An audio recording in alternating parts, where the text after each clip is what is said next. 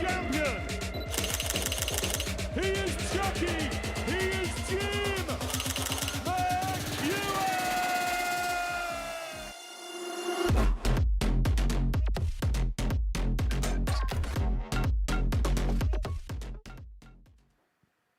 Hi there and welcome back to the MODUS Super Series, where tonight our Series 5 champion Jim McEwen returns to the Live Lounge, looking to put right the wrongs of his last visit here to Portsmouth. Matt Edgar alongside me. You were on commentary when he returned here during the Week 3 campaign. Do you think he just felt too much pressure during that week as the reigning champion? 100%. Absolutely. He came here, and I think he was trying to replicate something as well. He came here leaving the stage with a very positive vibe, £20,000, a trophy, and then he came back on, and I think he tried to recreate that feeling again. And then when you come on, you're in the same surroundings, it all looks the same, but it feels different. And it was a different challenge for him last time, and it's going to be a different challenge again for him tonight. As soon as I saw the lineup for this week, this was the one I was looking forward to, just to see how he answers that question. Yeah, absolutely. And he's looking to make it through 2 Saturday nights finals night, something Christian de Boer has already done. So let's take a little look at this week's group breakdowns. Jim McEwen, of course, in a really tasty group with the player he beat in order to pick up that title in Series 5 in Moreno Michels. I think it's fair to say Moreno hasn't reached the heights so far this week that he did during Champions Week and in his week in order to progress through to that. Oh, more than fair. He's been probably disappointing by his own standards. There's been moments of brilliance. He's probably one of the best players I've seen on taking out a bullseye finish this week, or any week, in fact. But when it comes to consistency, it's just not been there. He's popped in some big legs, 12 darts leg, 13 dart, and then he'll follow it, losing the next one in 24. And he's well aware of that. He's very experienced. He's been around darts for long enough, and he'll know what he's got to do right. It's just, can he go and do it? Yeah, you saw Group C there. Mark Dudbridge, of course, went through the card this afternoon, won all 5 of his matches. He and Kevin Painter are looking very good at the moment at the top of the Group C table. But let's have a little look now at who the bookies think is favourite to come through Group B. No surprise, given that Jim McEwen is the overall favourite to go on and progress through to Champions Week, that he's the 10 to 11 favourite to progress and top the Group B table. Scott Walters, he's another player, isn't he? We saw him in Group A. We were waiting for someone to take Group A by the scruff of the neck. We thought that it could very well be Scott Walters. He'll be really disappointed that he wasn't able to do that.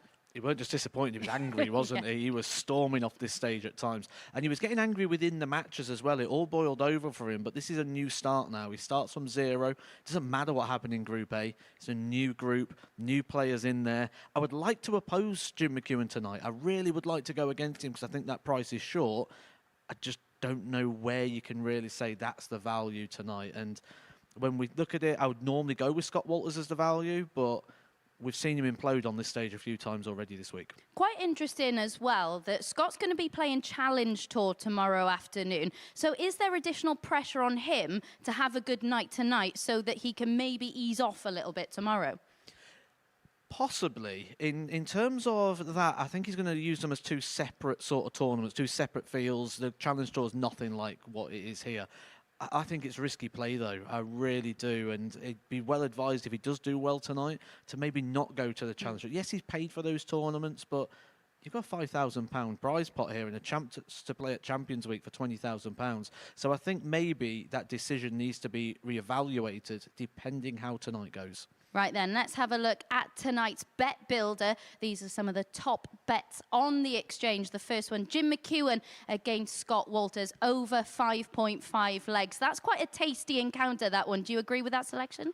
Absolutely. I think a lot of these games over 5.5, I think if you did that in every single match, you're probably going to be in a profit tonight.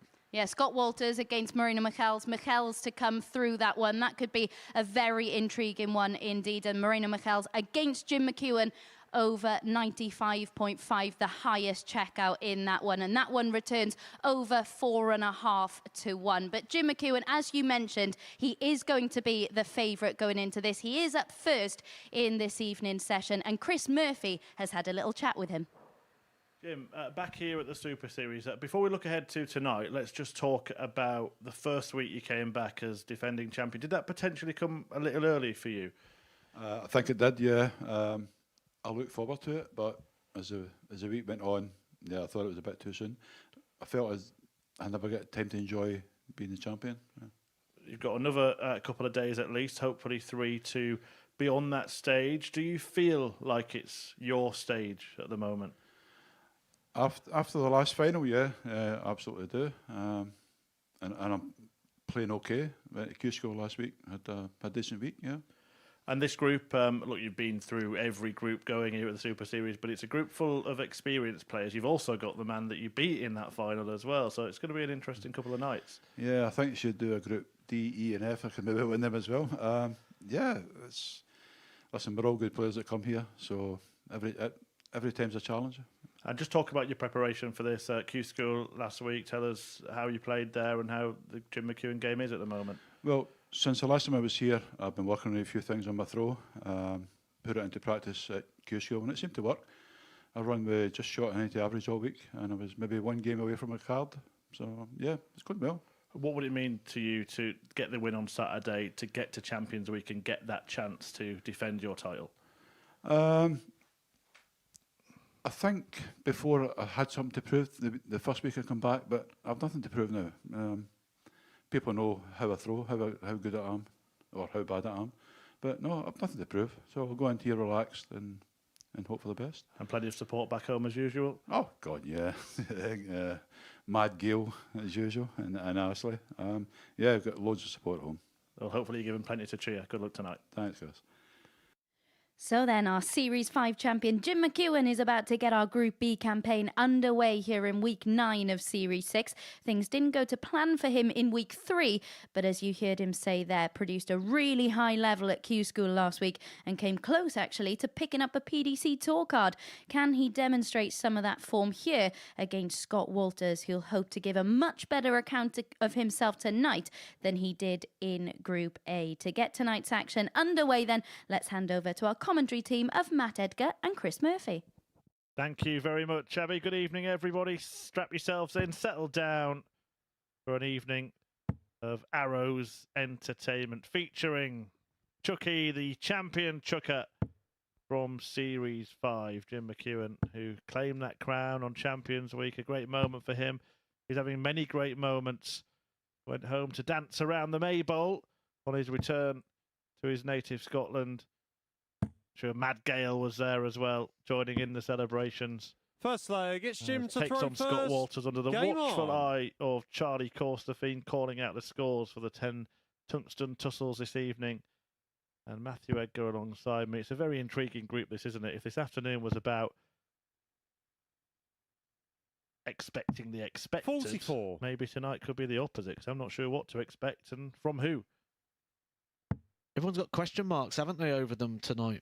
Scott Walters, can he regain his composure? Can Jim McEwen go back 83. to that man who walked off that stage with £20,000 and the big trophy? Tony O'Shea, 62 years old now. Can he live up to some former glories? Can McKells find his consistency? 180. Oh. Jim McEwen maybe answering the questions in the opening leg. 140. Now, he did say in that interview that he'd been working on some things on his throw. Do you notice anything different?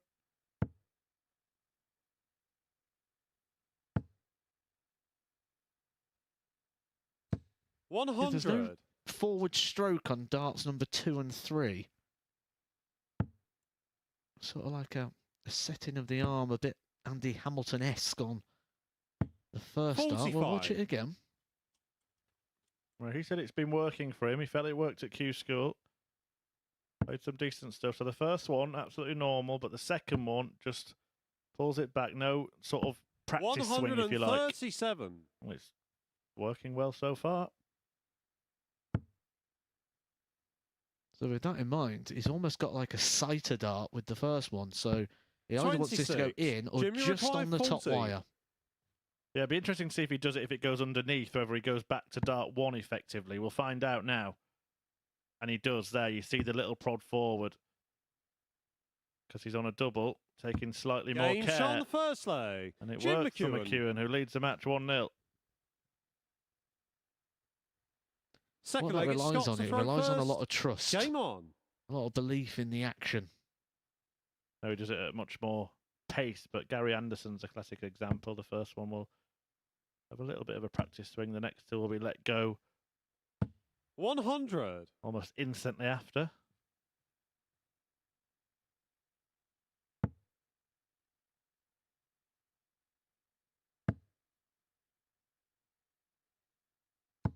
$140. Scott Walters has... We've had plenty of a look at Scott Walters' throw earlier in the week. Those who were watching, we were talking about how far forward he grips the dart, which 123. often causes a little bit of inconsistency with the way, the angle of entry. But here we see Jim McEwen from another angle. First one a little practice swing, but second one just back and forward in one motion.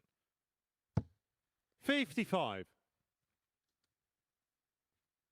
Really interesting to see if he sticks to that throughout the campaign. One of the things we know about a Super Series campaign 85. is like a roller coaster. There's ups and downs, there's highs and lows. Playing your best for 8 matches over these short formats is not easy. Jim McEwen, one of those players that's not easy to play. He 99. often gets quite a bit of flack in the practice room, and maybe that's one of the reasons that he's doing this, maybe just to try and quicken his game up a little bit. Maybe better for hearing the critique of his fellow players. 125. Walters has made most of the running in this leg, down to 68 after a dozen darts. Decent stuff.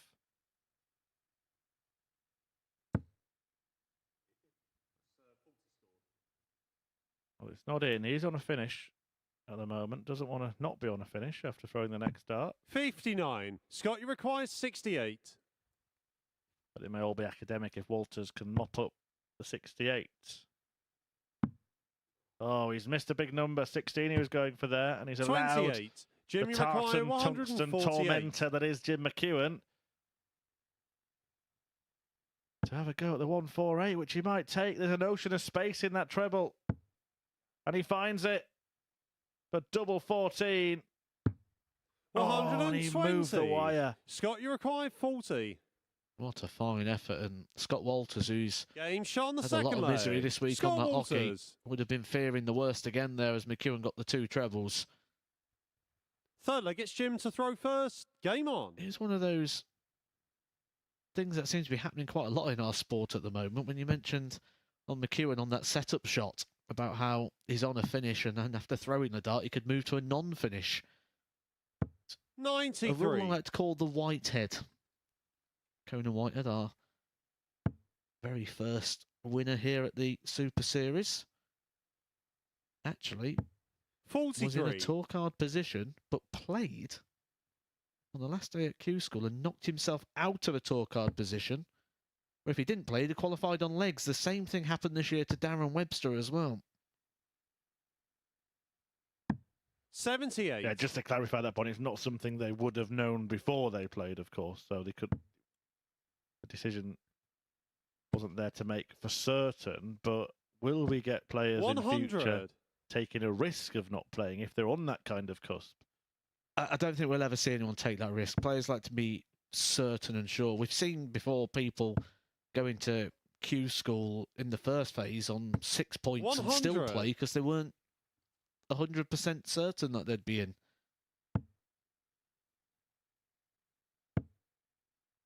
I'm going to call it early, but Jim McEwen's looking 100. very good. That determination to get back to Champions Week.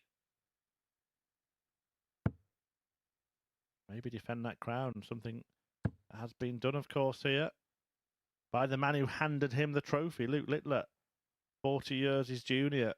Passed on the Super Series title on that stage. What a 59. moment that was. Well, even a big 20 there would have left Jim McEwen on a finish. 55. The passing of the torch is normally the other way round, isn't it? Where the more older slinger passes it on to the youngster. Congratulations, by the way, to Luke Littler getting a win on his World Series of Darts debut. 91. First big PDC event since that World Championship final run.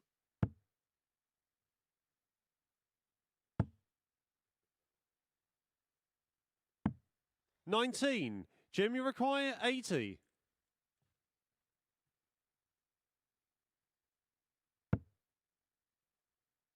Double 10, the target for Chucky. We've seen players not go 70. for this. Could have maybe hit a single 2, left himself handy on double 4 when he came back, but he backed himself. Get it done there and then. 82. Jim, you require 10. Getting a bit messy here on double 5. Going to try leaving the double 1. There's no room for error. Game But he shot on the makes no third error. leg. Jim McEwen. Scott Walters would have been once again prowling round at the back of the stage, waiting for an opportunity, but it just did Fourth not leg, it's come. Scott to throw first. Game on. Has got intentions, Scott Walters, to head up to Milton Keynes at various parts of the weekend in order to take part in that 95. challenge tour. And I get the necessary need to try and take part in the challenge tour, because the opening weekend of the challenge tour is almost like an extension of Q School. If you get that right, you've pretty much made for 2024 in terms 55. of getting Pro Tour call-ups and essentially getting what we like to call the golden ticket.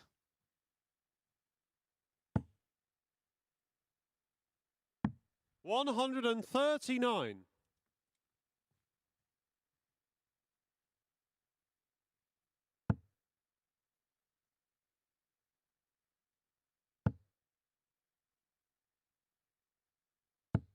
60.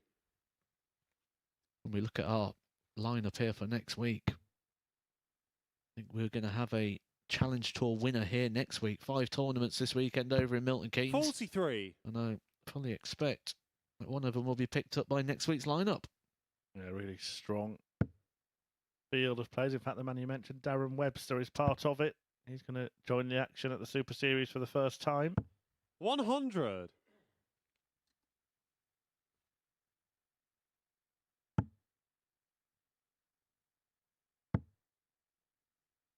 Connor Scott returning back to this 125. format as well. He was in its sort of predecessors. Well, I think he's coming back a much more stronger and experienced player, and someone who could come in and start picking up regular titles here at the Super Series. 96. Scott, you require 99.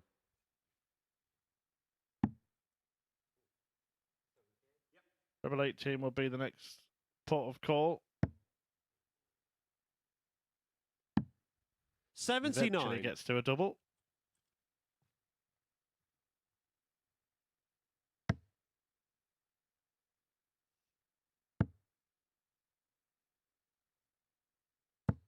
$60. Scott, you require 20.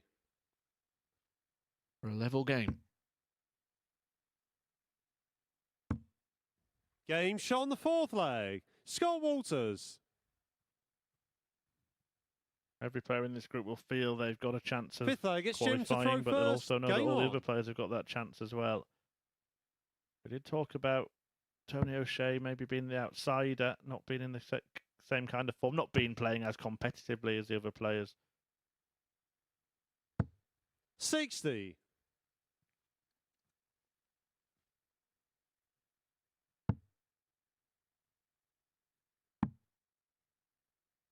Wayne Jones, a 58. player we hadn't seen until recently here at the Super Series, but when he did get here, he got all the way to a final. He's in action next against Moreno Michaels, and then O'Shea meets McEwen. There'll be 2 players very aware of each other, Wayne Jones and Moreno 100. Michaels, both on the Pro Tour around the same sort of time. Wayne Jones was mightily consistent in the days Moreno Michaels was around. You'd always find Wayne Jones sort of board 83. final, last 16, for pretty much every single tournament. That just kept getting him into those big TV events. Looks here like Jim McEwen's gone to rely on the old throw again. Well, he did for Dart 2, but not for Dart 140. 3. So maybe he's in that transition period where he doesn't quite know what's right for him in terms of just setting the dart. Start of this match, he was doing it on Dart 1, but 140. then Darts 2 and 3 were being released without that pause in the throw. when they're going in the treble. It does change and set it there, but that's maybe because he's going for a different 139. target. I can guarantee you, if you ask Jim McEwen when he walks off the stage, how did the new throw go? He'll tell you everything about it as if it never changed. You won't be fully aware of when he's coming in and out of it. 17. He'll just Jimmy feel he's requires doing it all the 62. time because he'll just be more focusing on the dartboard and staring down the target. Double 4, the target. Game shot on the Nice fifth finish leg. that. Scott Jim Walters McEwen. can't believe it. I think what's frustrating Scott Walters Sixth here leg, is it's Scott just to throw first. against the Game throw, on. he's mounting no challenge. He was left back there on 203 when Jim McEwen's closed the leg. On the throw, he's more than 97. competitive. He's won both his legs with the throw. He's just not even making Jim McEwen think about it. Why he's been restricted to just 3 darts at double in the game. Jim McEwen's had 10. 100.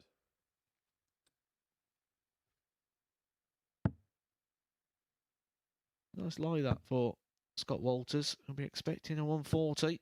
140. That's when you know you're playing well and you feel on your game, when you get that first dart ideal and then you can actually use it.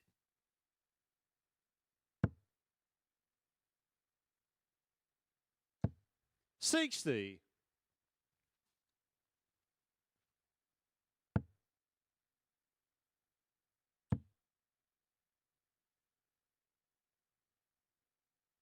Could use the 17s. 97. So we'll just glance at the score there. The 19 would have left him on a no finish.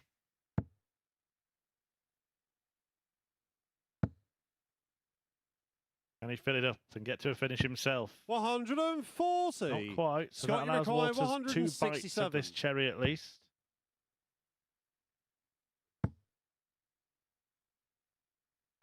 $91.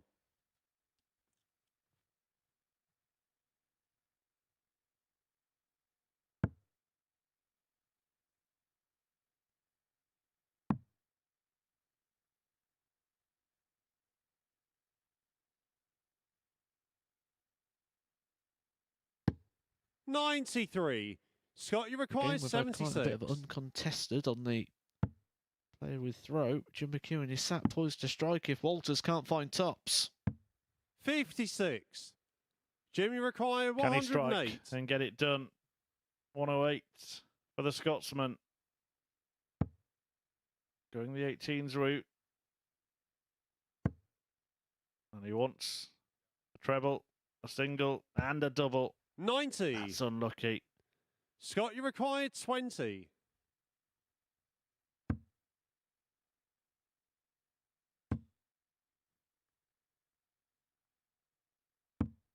$10. And that could be Jimmy a missed require opportunity. 18. That could be fatal now for Scott Walters.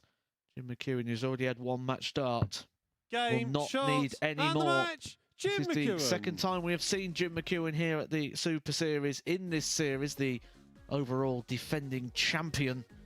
But this time, he's looking a lot more assured. Kicks his campaign off with a 4-2 victory over Scott Walters, 88.08 your average. And coming up next, we've got Wayne Jones, Marina Michaels.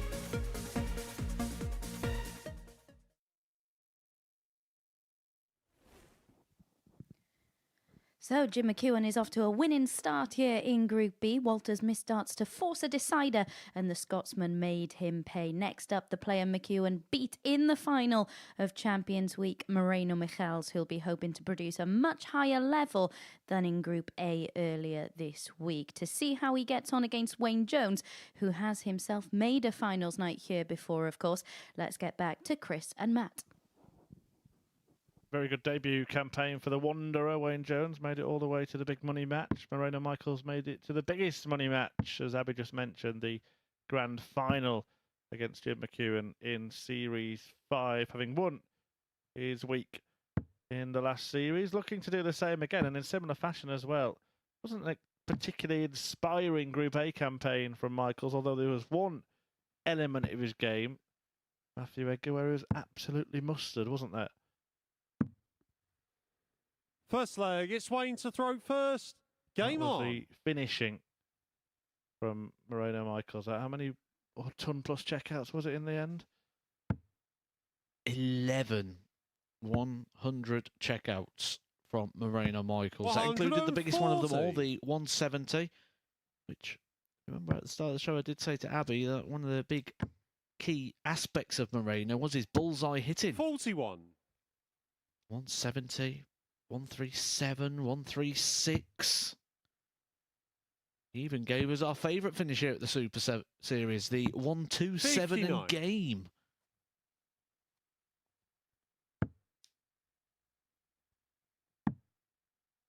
But overall, it would have been a 134. disappointing campaign for Moreno Michels. He'd have expected a bit more of himself. You may feel he's going to need to find it in this one against Wayne Jones, someone he's going to know very well. 123. Very high in the Pro Tour rankings when Moreno Michels was loitering around the professional tour. 100. Reached the World Championship final in 2006, Wayne Jones. Best run on TV, though, was in the European Championship in 85. 2010, reaching the final of that event. Always sort of quarter-final and semi-final as career 100. bests. Wayne, you recline 94. Grand Slam in 2010, which was actually a home venue for him in Wolverhampton. Homing in on the bullseye here, 61. but in missing Moreno, it, you gives recline Moreno 126. Michels a chance to take out another ton topper. And here he goes again. Here he goes again. Game He's at shot it on the again. first leg. 126 Moreno in the opening Michels. leg for a 12th ton topper of the week. This Second leg, is it's Moreno to throw ridiculous first. Game on. from Moreno Michels in that department. What an exhibition of three-figure finishing this is turning out to be. 100.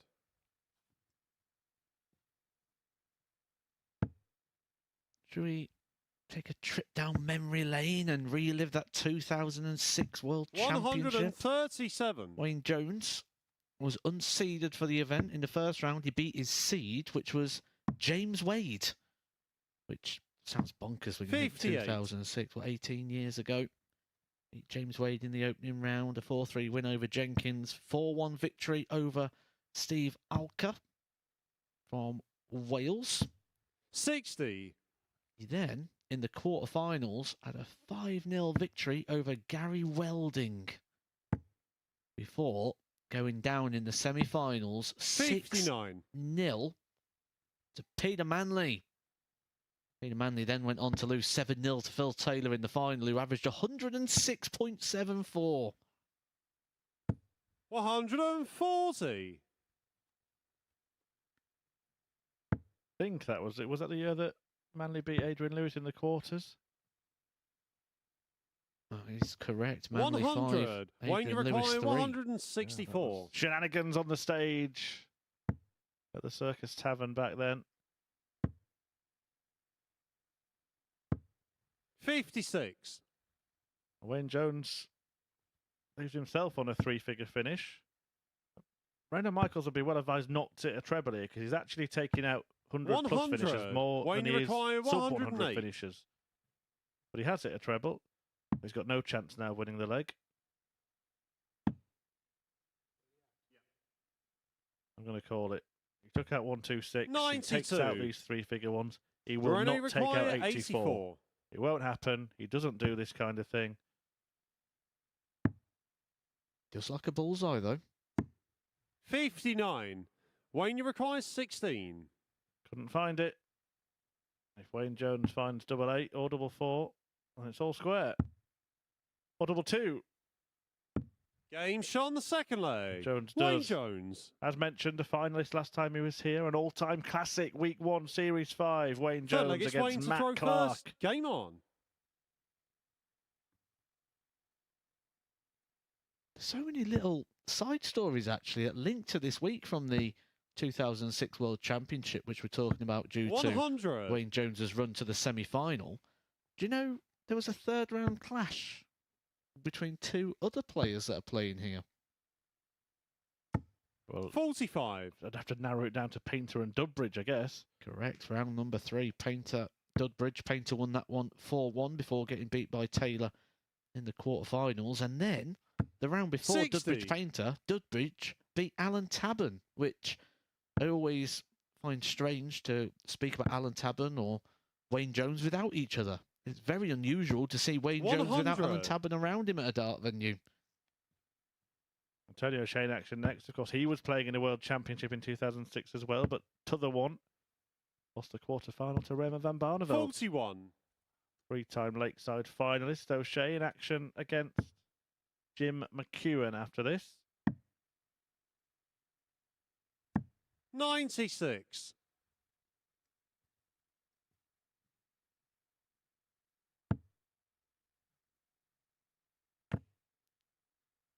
Also, it looks like Phil Taylor's opening round that year was against 140. David Platt. He put the football boots away and got the darts out by the looks of things.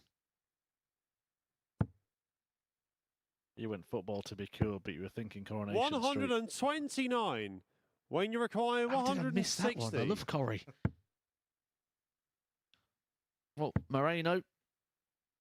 He's on for another one here. 40. Oh, Moreno, you 3-1 require to- 131. Keep filling up the box.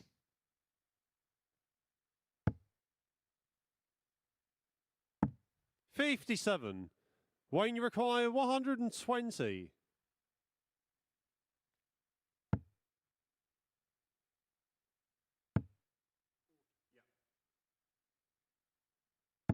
$60. Moreno, you require 74.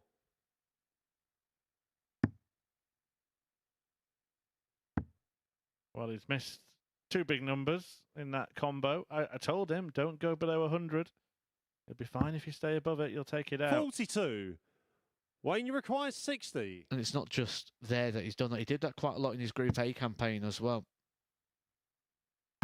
Game shot on the And then was third leg. punished exactly Wayne Jones. like Wayne Jones has just dished up there for him.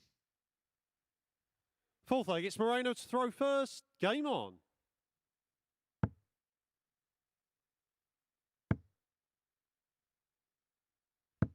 $60. We talk about equipment changes. I don't know how long exactly Wayne Jones has been using this more sort of 100. straight thin barrel, but he used to play with really thick sort of bulbous barrels. 45.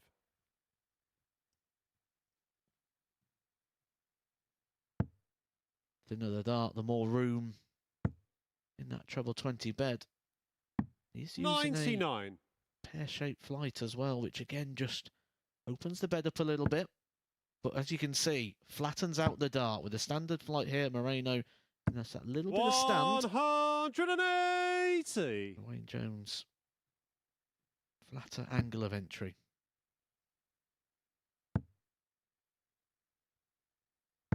$140. The maximum puts Moreno in a decent enough position. 140. Wayne Jones choosing to go all on the 20s in that previous visit. He knows he's getting a go at the 76. 95. Moreno, you require 76.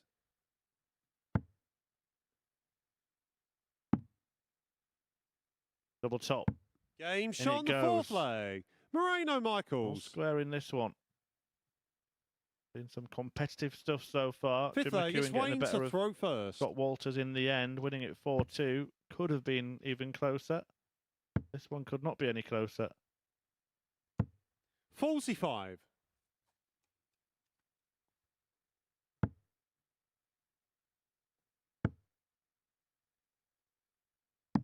$97.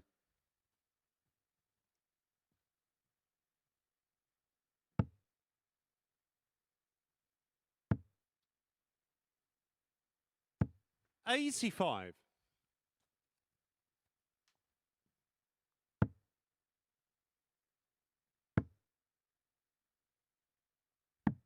$59.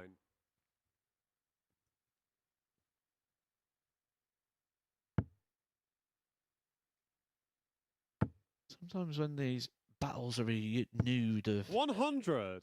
times gone by, especially when they would have been in different spheres at the time. Wayne Jones, when Moreno was on the tour, was one of the sort of top 32 players where Moreno had sort of aspirations to 140. get that far. And you do still have that feel when you come back up against them, that sort of looking up to them aspect, and 60.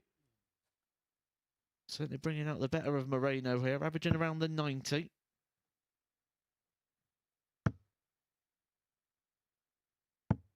$70. A bit wayward there. So 135 is right in his wheelhouse. 140. Moreno required 135. Told you he loves the ball. 80. Wayne requires 71. Vital visit this one for Wayne Jones. Doesn't want to offer too much hope and encouragement to Moreno. That is that beautifully in the board.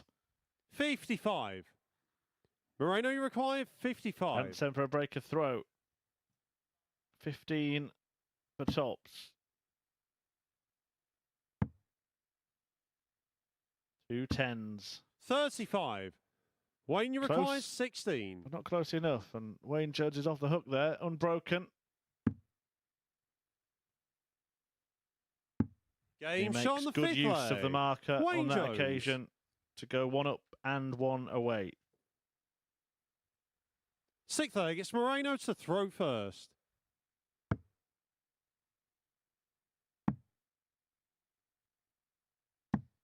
$96.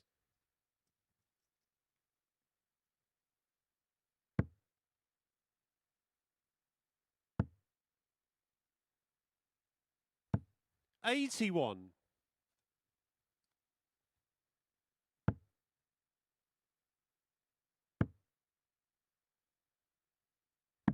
$59.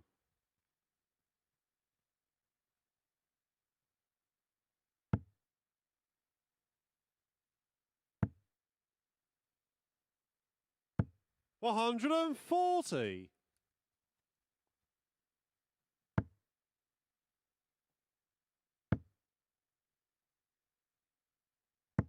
$83. Moreno in his fourth day of action here at the Super Series. He averaged 82.19. Was his Group A campaign. So just falling into that 100. 7-visit bracket. Looks like he's very well aware that what he needs to do, he is delivering. 84. But another wayward dart. That was probably one of the biggest Achilles heels he had in Group A. The amount of times where he just needed a single number to set up a double, and he ended up having to burn extra 60. darts.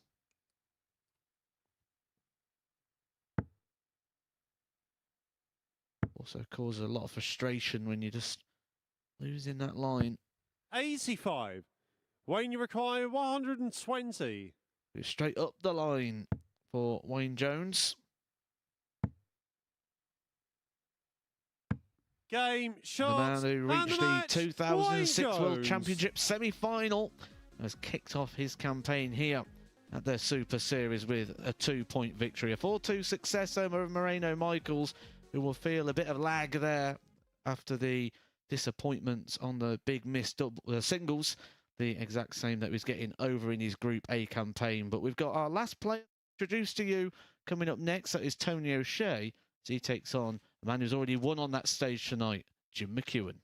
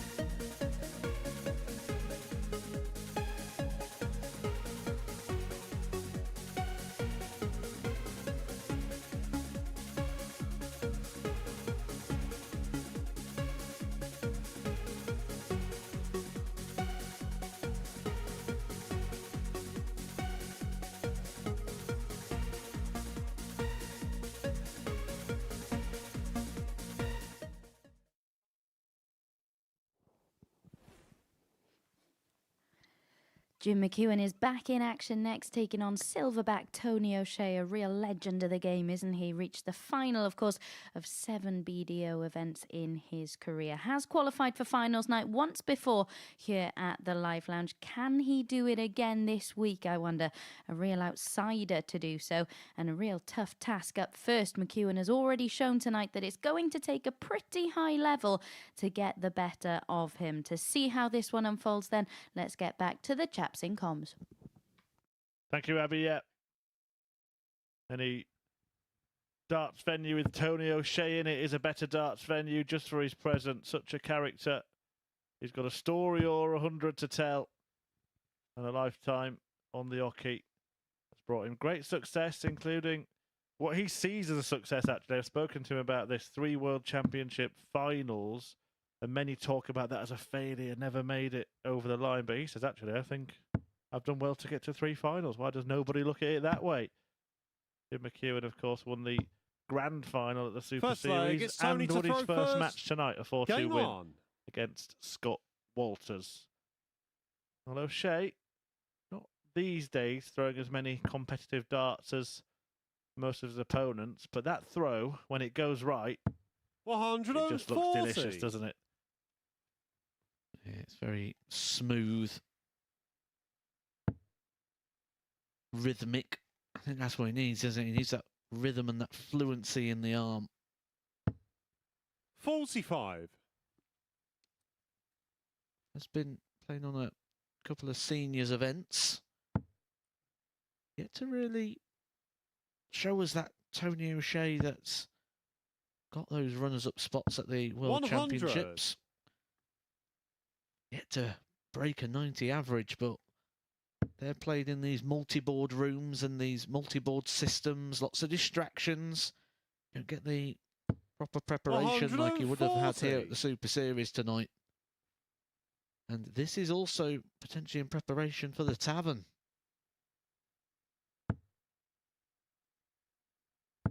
They mentioned those 100. little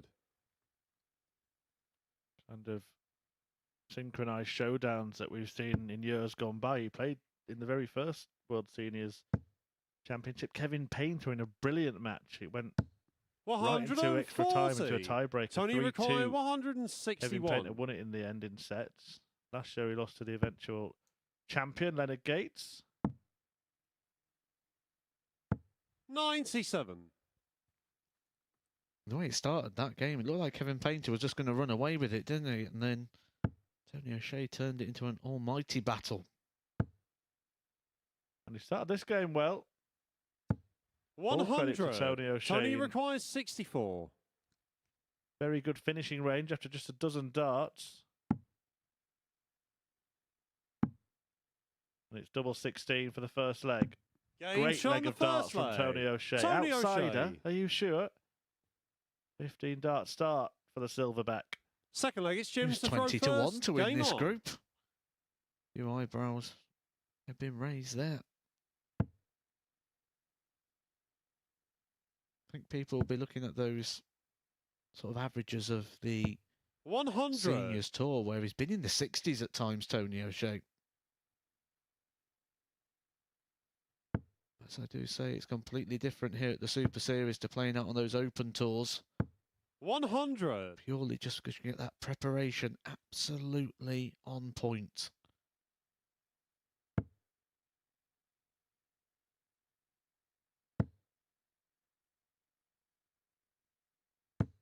$60. The thing you've got when you're a player like Tony O'Shea is just that little bit of reputation. You don't have to play well for long before people think, oh, he's on it. And again, that first start.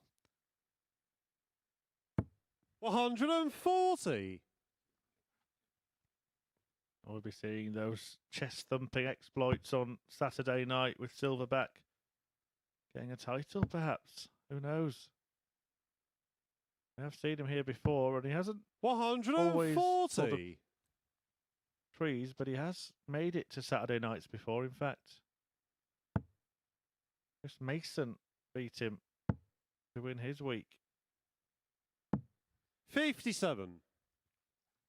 They'd both earlier that night been involved in a 9-dart shootout as well. Tony O'Shea looking a little bit more measured in his approach for you. Just seems to be really addressing the board when he approaches the hockey. 130. Yeah, seems really focused. If he carries on playing well, we might see him speed up. But it's all been neat and tidy, hasn't it? No sort of... 41. As soon as I say Jimmy it. As requires soon as I say it, 71. Tony.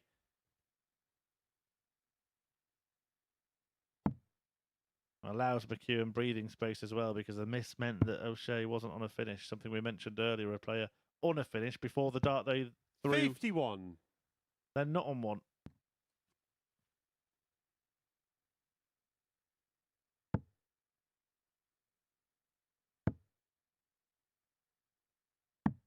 $97. Jimmy required 20. Nice switch as well there from Tony O'Shea. But Game it's going shot to on no the second avail. leg. Jim McEwen. Jim McEwen levels us up. 16 darter in reply to the 15 darter of Third leg, it's Tony Tony to O'Shea. throw first. Game on. Who really is taking his time here tonight, very measured.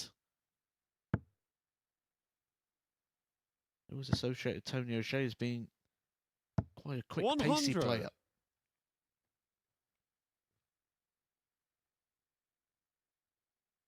He's now 62 years of age.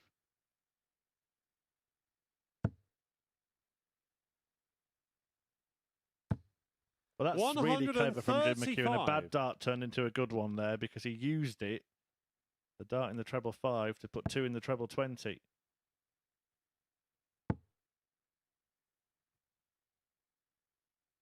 It's just the diversity of our sport, isn't it? We've got Luke Littler at 16 years old, reaching the World Championship final. We've got Tony O'Shea at 62 years old, averaging 98. 125. Jim McEwen, once again correcting from a 5-segment dart, but he's playing an even higher level than that so far in this game. Between them, we've racked up 15 three-figure scores 57. in 2.5 legs.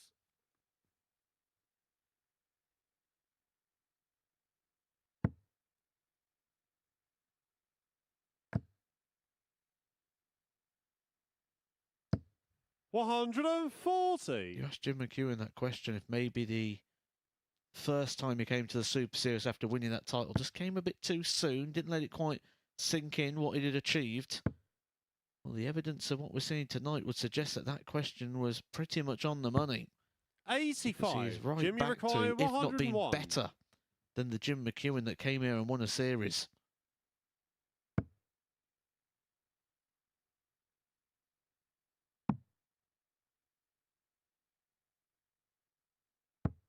$93. Tony Require, 119. I have never met a player who says they enjoy this finish. Those awkward ones, even if you get the treble, you still feel like you need another Jimmy treble. Require, 8. Or it's just the dart at the ball. Game shot on the third leg. Jim McEwen. Breaks to win the third leg. And he's playing Fourth a leg, really it's Jim good to throw game first. himself. Game Tony on. O'Shea came out firing. Jim McEwen has basically seen it and raised it.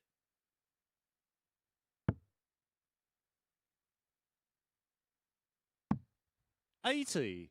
Couldn't quite do from the other side what he did with the darts in the 5 earlier, but switched to great effect there, McEwen.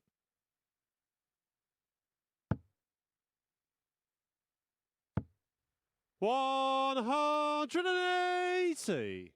How much one visit can affect an average in this short format. Tony O'Shea goes up 6 points with 3 perfect darts. 140. Unflustered Jim McEwen in full control of his emotions right now, but O'Shea's on the 9. That is beautiful. 140. See him hit a 9 darter famously.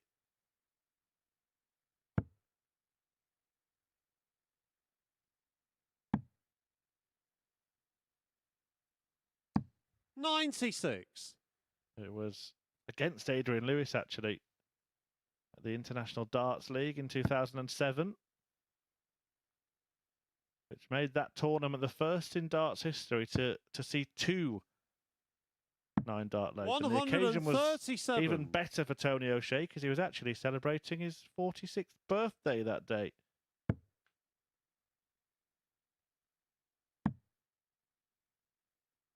It wasn't that day, that's just when he chose to celebrate it.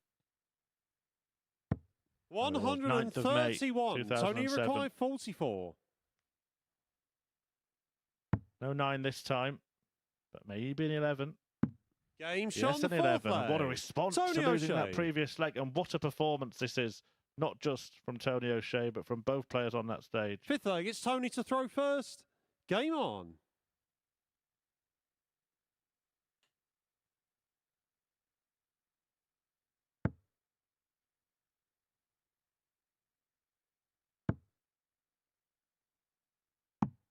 $59.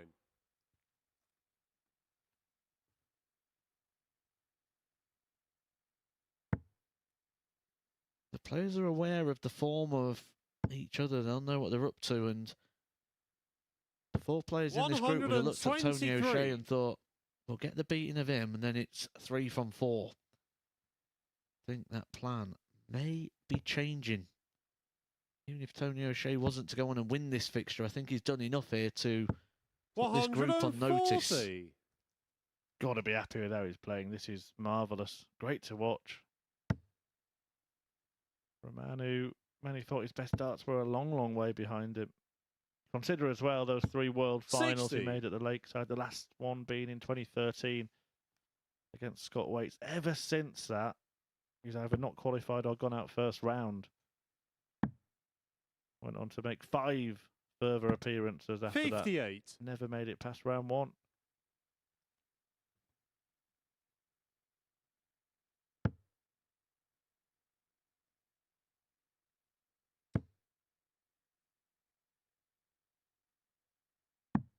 He 59. came so close, didn't he? He came within a set in 2009. 2012. Within 2 sets, going down to Christian Kist. 100. Just a year later, blown away by Scott Waits. 7 sets to 1.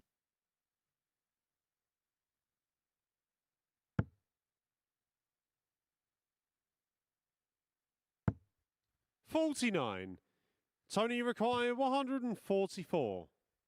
144 for 3-2, and he's got 6 darts at this. His darts are just sitting perfect, aren't they, tonight? 60. High above the treble 20 or often in it and standing so upright, ready just to collide in.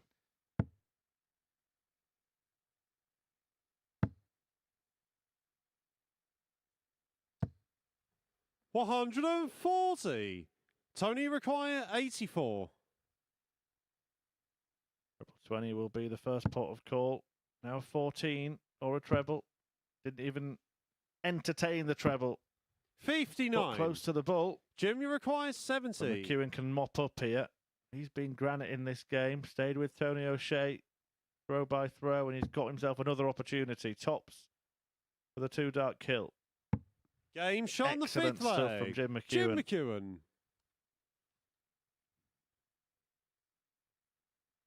Sixth leg, it's Jim to throw first. Game on.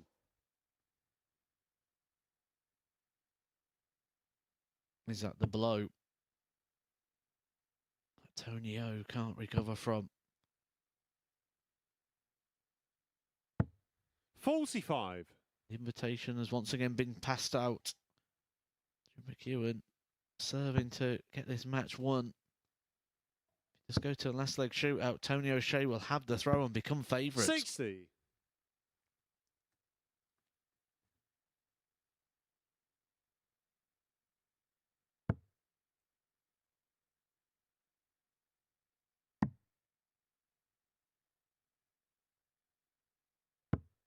$57.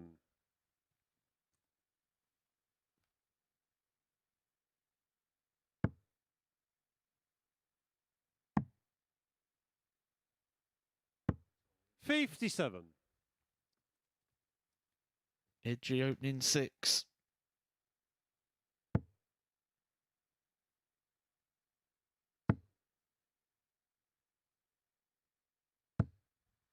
$140.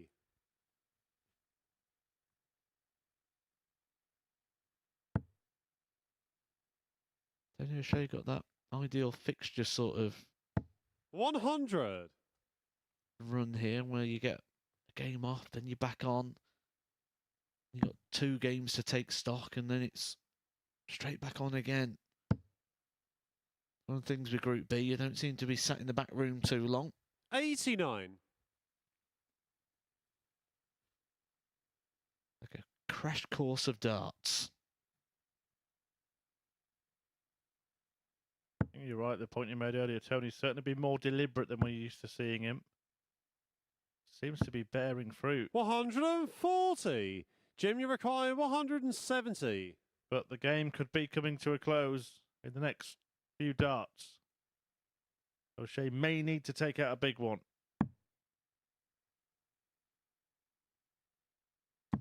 $134. McEwen hits a big one to Tony leave a little require one. 144. How many times has O'Shea got these first couple of darts in the treble? He's not going to do it on this occasion. These could be the last darts that he gets to throw 82. here against Jim McEwen. Jim, you require 36.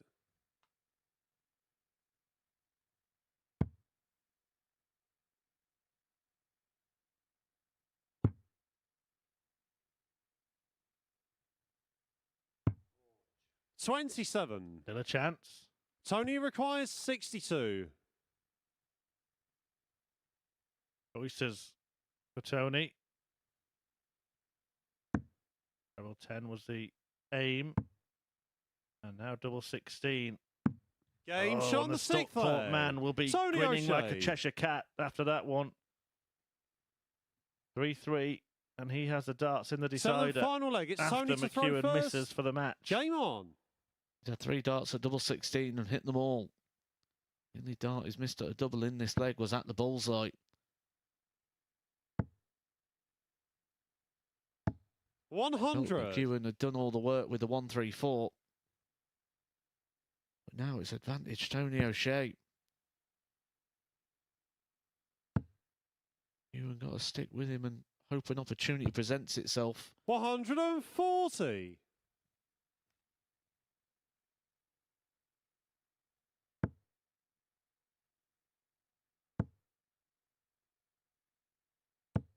$140.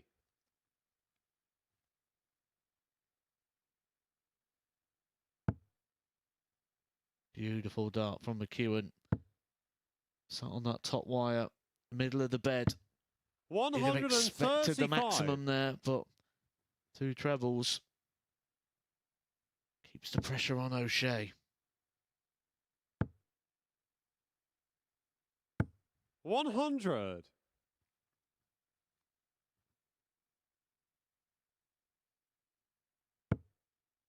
His first to a finish, O'Shea, but McEwen getting a rather better place. 100. Nice. Tony Well required poised still in the 161. balance. O'Shea, even if he doesn't take it, may come back. McEwen on a big ton topper of his own, and this is only after 9 darts apiece as well. A really good last leg. Nothing gained or nothing lost on the opening 9. 59. But it Jimmy could be that required one that causes the problem 126. for Tony O'Shea. And there was an argument for using the bullseye there. McEwen won't be using the bullseye here. It's double 6 for the 126. 140. O'Shea thought he was going. He was nodding. Tony required 102. Could have been on a 2-darter. Instead, it's 3. Can he produce the magic moment? He's going to get a go. Now it's Jim who's nodding along. He thinks Tony takes it. 70. And finally, double 16 Jimmy is missed by required 12. Silverback.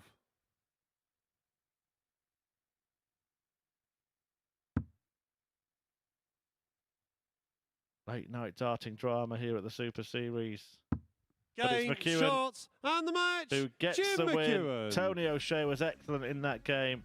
Cannot fault his performance at all. The last leg in particular was really good between 2 senior stars of this sport. There you see the numbers, both in the 90s. McEwen almost at 100. How good was O'Shea on his finishing? But the only time he missed the outer ring was when he was throwing for the match at it. And Jim McEwen just pipped him at the post and made it 2 wins from 2, which is exactly what Wayne Jones will be trying to do after the break when he faces Scott Walters.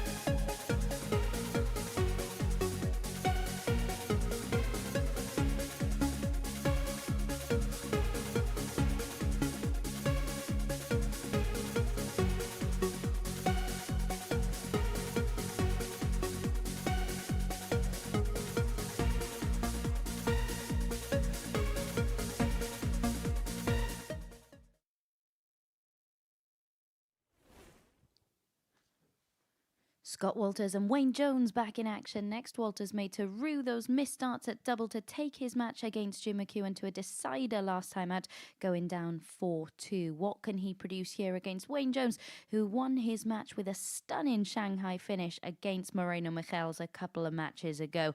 40% checkout success in that one. Who will be more clinical here? Let's find out with Matt Edgar and Chris Murphy.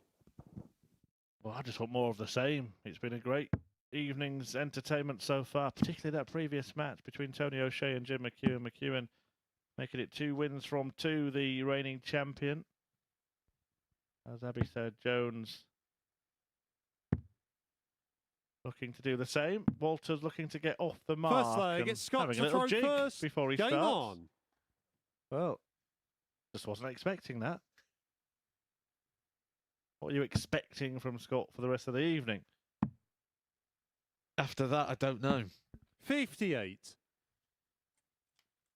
Well, we did say he needs to be a bit more joyful, didn't we? So maybe he's just heeding the advice.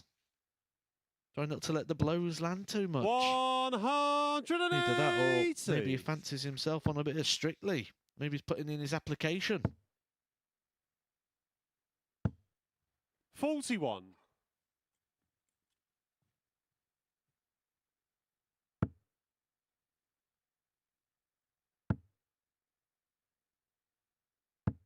$55.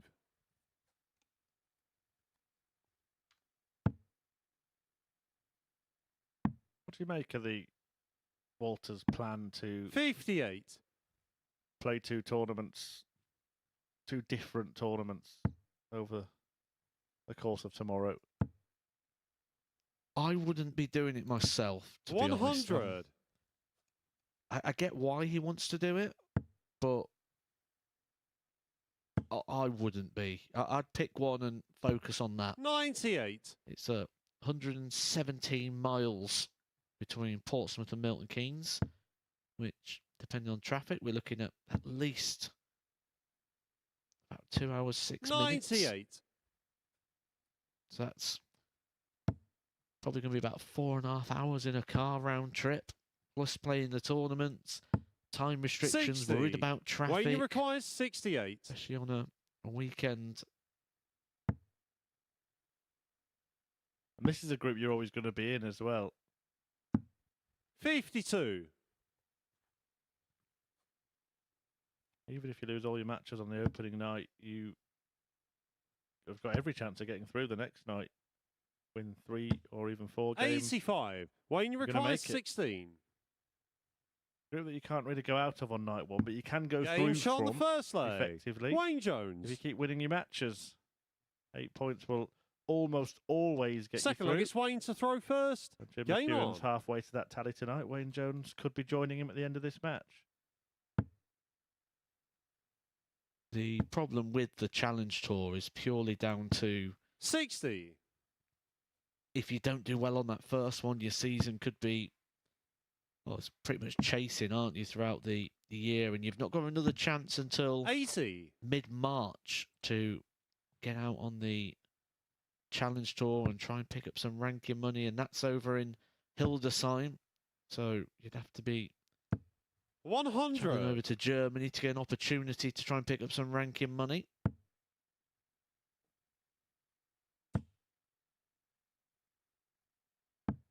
97.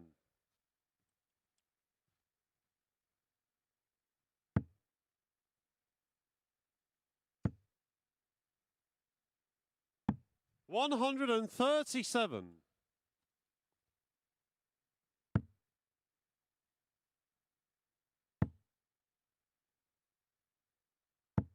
28.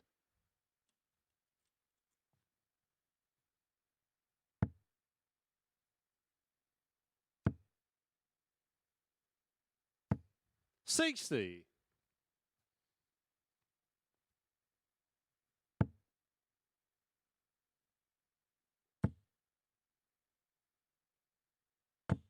140. Wayne, you require 144. 60-60 was the target and will be for Walters when he comes back as well. Different double at the end of the combos. 41. Scott, you He's offered require some optimism 156. with that slack one from Jones.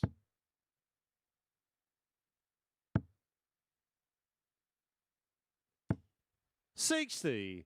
Wayne, you require 103.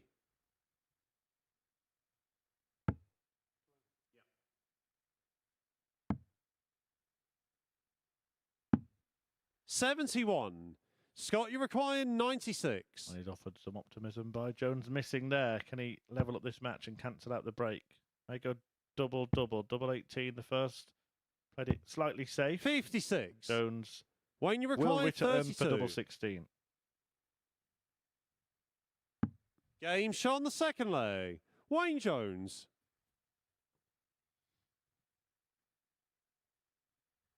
Third leg, it's Scott to throw first. Game on. Scott Walters doesn't look like he wants to be dancing too much at the moment. Getting frustrated again. You can see it boiling underneath. 140. It does get very frustrating when you know what you're capable of and it's just not coming through.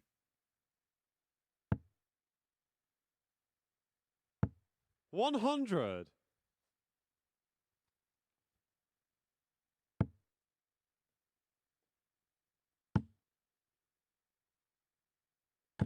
$125.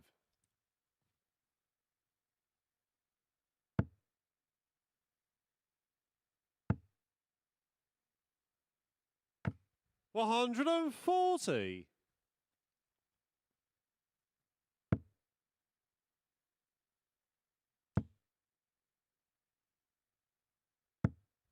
$83.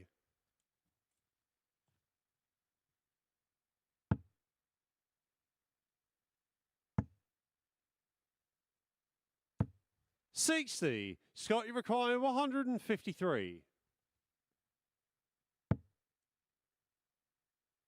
Channel 19.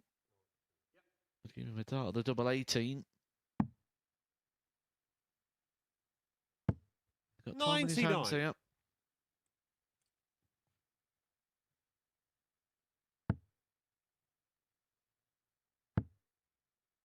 But Wayne Jones will be aware of the body 85. language here of Scott, you require Scott 54. Walters and the fact that he's getting on his own back a little bit. He'll think if I can use something handy, I may get a chance. 34. Wayne, you require 116. You'll fancy this. A 116. Kind of shot that will hurt his opponent. Needs a treble. Gets a treble. Needs double 18. Game Gets shot on double the third 18. leg. Wayne Jones Wayne inflicts a big Jones. blow to Scott Walters, who wants to walk off the stage, it looks like. Fourth leg, it's That's Wayne for to throw Jones. first. Game on. Made it 3 on the spin and could be dishing out a whitewash here.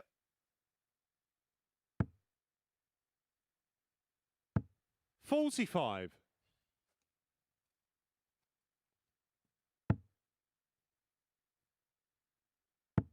But it was closer to the treble 12 than the treble 20 with the first start. 36.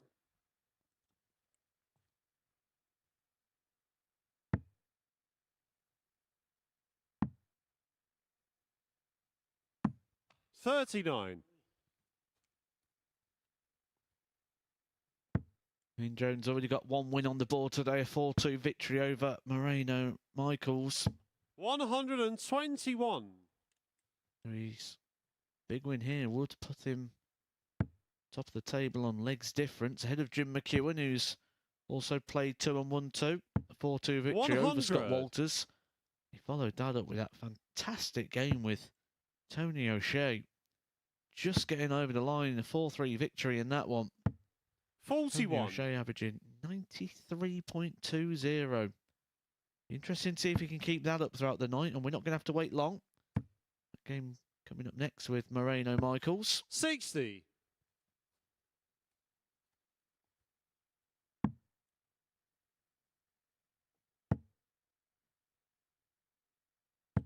$99.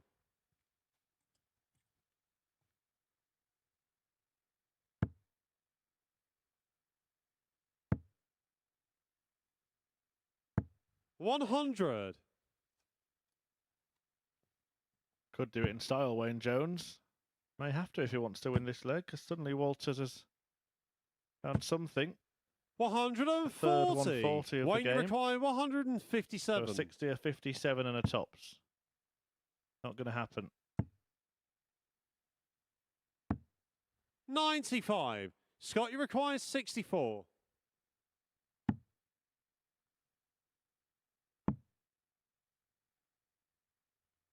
Game shot on the fourth leg. Scott Walters. Something to dance about.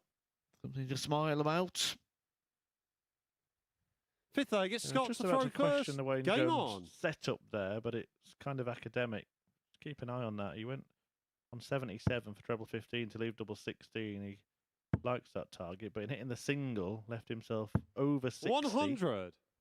Meaning he'd need to find a treble or two singles to get to a double, whereas had he gone for the more conventional 19 route, a single would have given him one single. 100.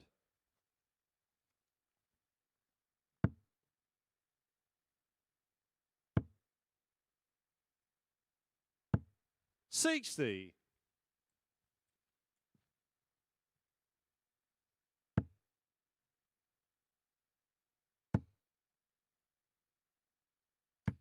140. We've not really had a dancer here, actually, yet, have we? Maybe Scott Walters. Well, he is. He's the number one at the moment. We've not had Dimitri Vandenberg or Devon Peterson, for 125. example. Oh, well, he is eligible now, Devon. Are we going to see him go straight through that arena on his hoverboard and do his little dance when he gets to the stage? 140. I'm trying to recall. We must have had someone. Oh, Leonard Gates has cut a few shapes, hasn't he, before? He tried teaching Henry Deacon 85. the moves. Wayne, you require 121. I'll leave that thought there. Wayne Jones may win this match here. We're going to see him doing a bit of 96. dancing. Well, we saw the Scott, jazz you hands require from Wayne Jones. 131. What's going on tonight?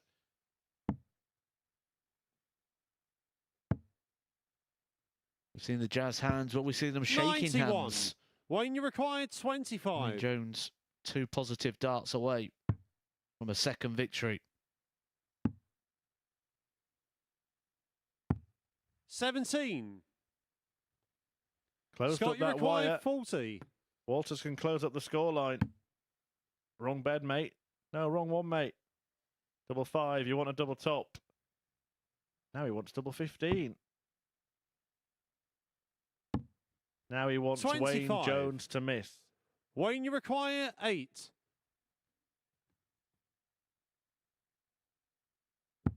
Game, shot, But it and is the match. joy for Wayne Jones, who defeats Scott Walters. A 4-1 success for the Wolverhampton Wanderer. And that are the stats in that game. 87.25, the average for the winning Wayne Jones. 4 out of 9 on the doubles. Nightmare in that department for Scott Walters. A nice 116 checkout in there as well for Jones, who has made it 2 wins from 2, just like Jim McEwen. Moreno Michaels, Scott Walters and Tony O'Shea yet to get off the mark, but 2 of those players going toe-to-toe after this.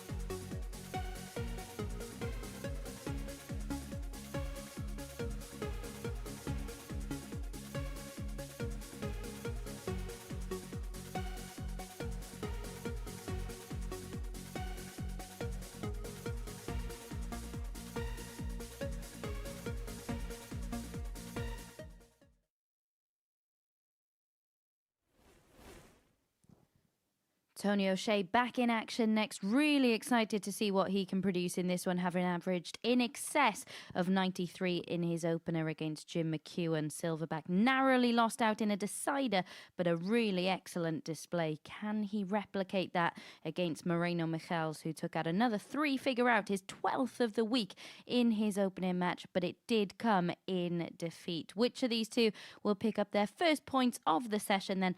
Let's find out, shall we, in the company of Matt and Murph. We will indeed.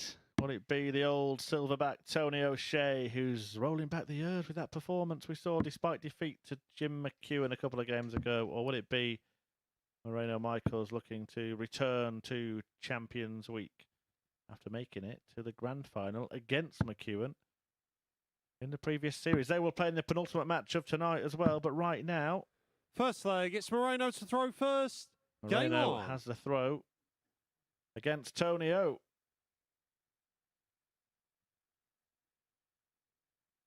Really intrigued to see if Tony O'Shea continues with this very deliberate style. It worked very well for him in the 60. opening game, despite going down to Jim McEwen, and he's just really making sure he addresses the board correctly and gets that alignment right. 59. Always been a player that addresses the hockey sort of slightly front on and throws the dart from the shoulder rather than in front of his face, Tony O'Shea. 134. It makes it look effortless, doesn't it? It's like he's not even trying, not even looking where he's aiming. The dart's off to the side of his head. Modern day 45. similarity with maybe someone like Joe Cullen.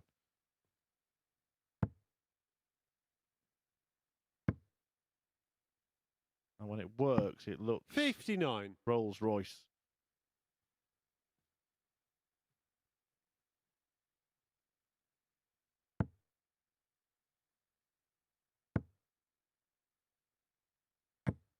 $60. Just getting some reactions here in the facials of Tony O'Shea. Maybe an indication that he's not got that same feeling or that same vibe that he had in the first fixture. 41. Sure has come into many head-to-heads over the years with Moreno. Moreno did spend quite some time on that BDO circuit back in the day. 83. Qualified twice for Lakeside.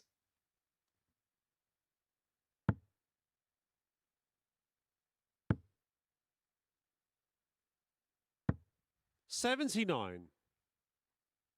Still in the leg here, Tony O'Shea. Moreno's not really been producing any fireworks. Apart from, as we've been saying, in one department, and it's the kind of department 58. that we're about to Moreno see now. require 128.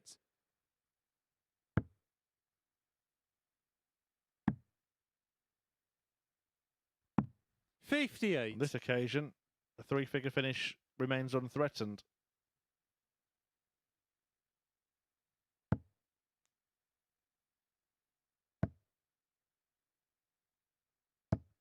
$100. Moreno requires 70.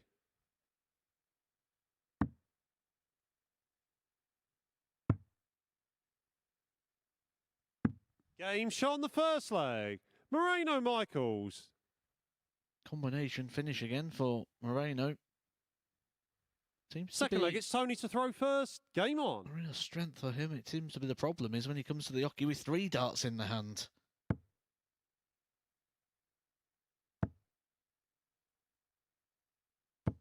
$100. This matchup brings us halfway through the evening. The second half will see meetings between McEwen and Jones, Walters and Michels, O'Shea and Jones, Michels and McEwen, and O'Shea and Scott Walters. 43.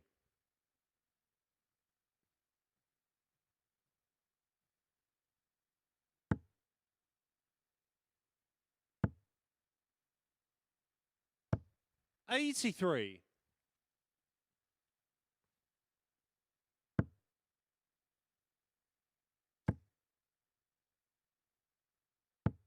$100.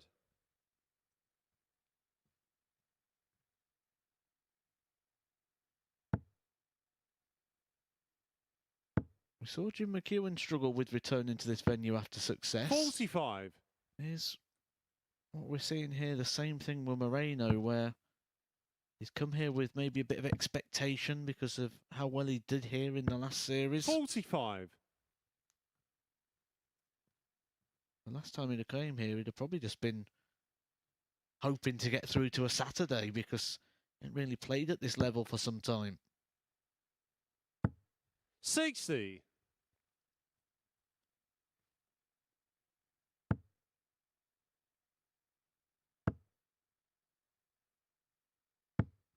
40.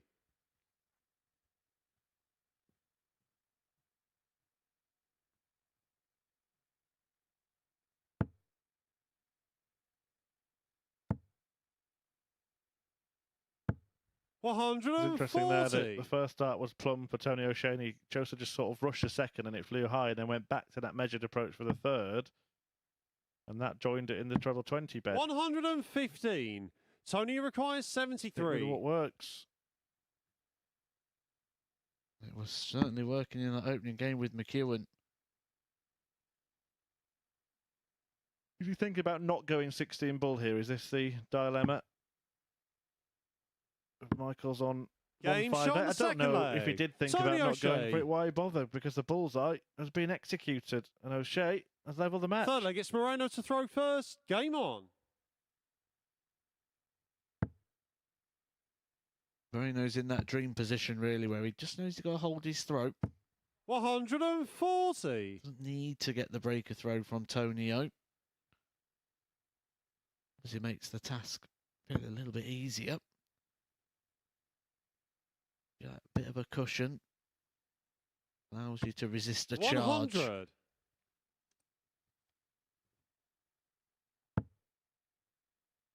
I'm going to see the angle of entry of the darts of both players here. Tony O'Shea's do 100. stand so high and proud.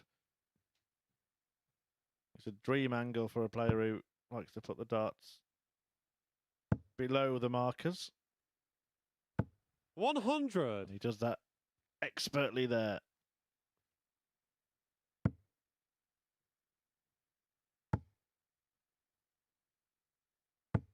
O'Shea would like that visit himself, wouldn't he? He's going to need one of those if he's going to be in this leg. Because Moreno back-to-back on 40s. 100. That gives Moreno, Moreno you 6 require starts here. 121. Dominant front 9. Moreno wouldn't need to go for the bullseye. The way he's been taking these tumpless checkouts, I'm not 73. surprised to see him have a go. He's lured himself in there, hasn't he? Enticed into tungsten temptation. It does mean it will only be 2 darts at double when he returns, and allows Tony O'Shea to start tapping on his shoulder. 137. Moreno, you require that's more 48. than a tap. It's a very heavy-handed tap. Game shot on Done the well third there, leg. Moreno Michaels. O'Shea was waiting in the wings, but Michaels closed the door. Fourth leg, it's Tony to throw first. Game on. Better leg from both that. Michael's going out in 15 with Tony O'Shea breathing down his neck on a 2-darter. 81.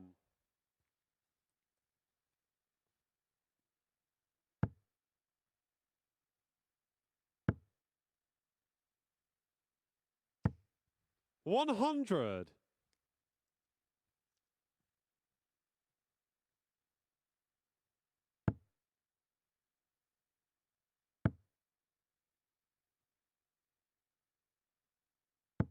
55.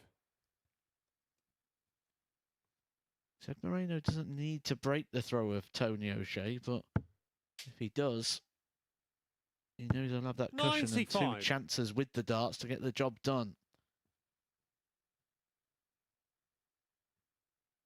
Making sure that the dart is set exactly how he wants it. 97. You mentioned it, you called it earlier, and he has really taken great care this evening, Tony O'Shea. 99. He might have turned up not feeling like he was, you know, amongst the front runners, but once you're in the practice room, once you're on the stage, surely Player who's been in as many 25. big tournaments as him, has won as many titles as him. Cannot lose that competitive edge. Now you forget all the negativity, you forget all the recent issues. 137. And when you're up there, the only thing you do is you get into that competitive mode. Just trying to settle himself down again, takes a deep breath, trying to control the heart rate. 97. Something Moreno else that Tony requires O'Shea's done a lot 70. of tonight, which he's not known for, switching.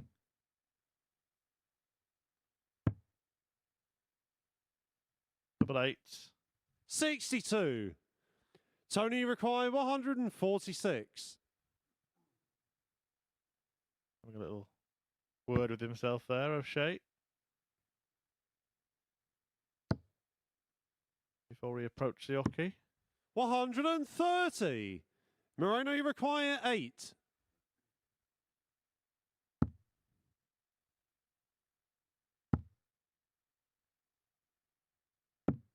Four. Tony requires 16. Mottering away again there, O'Shea. Don't know if he's just trying to give himself a one-man team talk. Let's see if he can do the trick.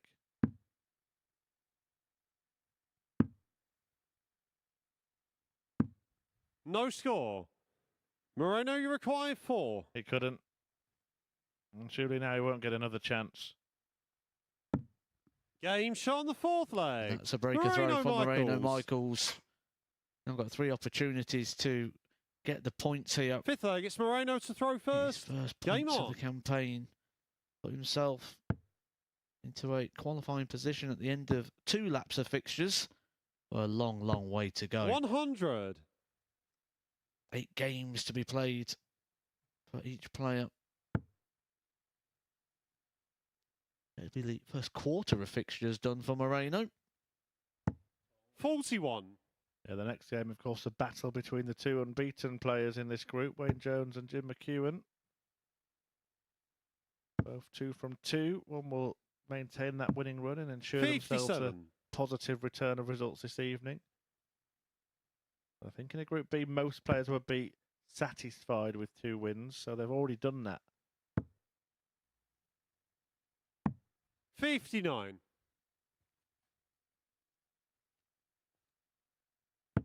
Well, at this stage, any other player could do that as well.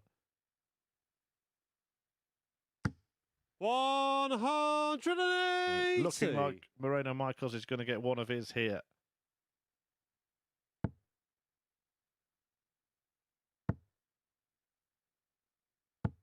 $140. Moreno, you require 164. Is he lured in by temptation again? He is, and this time it was well worth the gamble. Moreno Michaels takes out a blockbuster 164 checkout to add another enormous 3-figure finish to an ever-growing roll of honour this week. Tony O'Shea goes down, had his own moments in that match, but the moment of the match was that stunning 164 finish to win it 4-1. Moreno Michaels now with 13 3-figure finishes this week. Remarkable. That might just be the best of the lot. He picks up some points. Tony O'Shea still waiting for any. Jim McEwen and Wayne Jones, well, they've both won both of their matches so far, and they will go head-to-head next.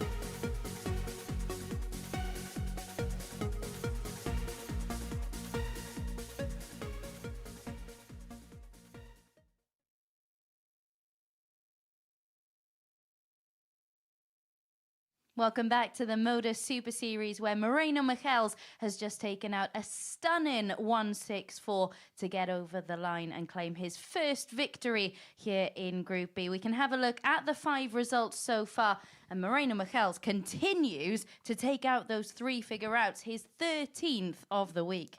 And they're all different as well. Bar the fact he's hit 2 100 finishes, they've all been different numbers, which is a miracle in itself that he's even getting those opportunities. But just when he goes for him now, like that 1-6-4, he didn't need to go for it. But I think he's starting to believe now he can just hit anything.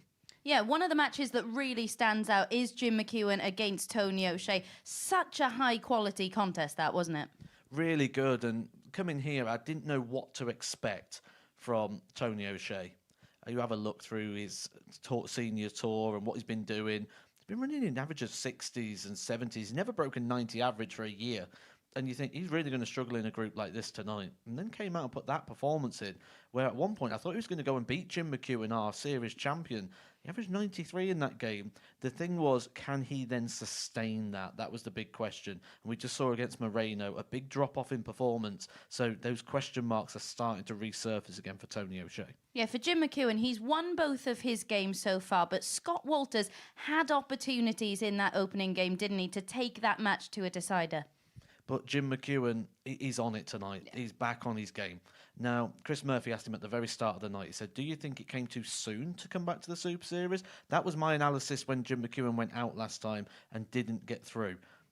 He's had time to process it, to analyse, to take in what he achieved, and now he's come down here to try and repeat that. And he looks now, not like the Jim McEwen that won the series, he's better.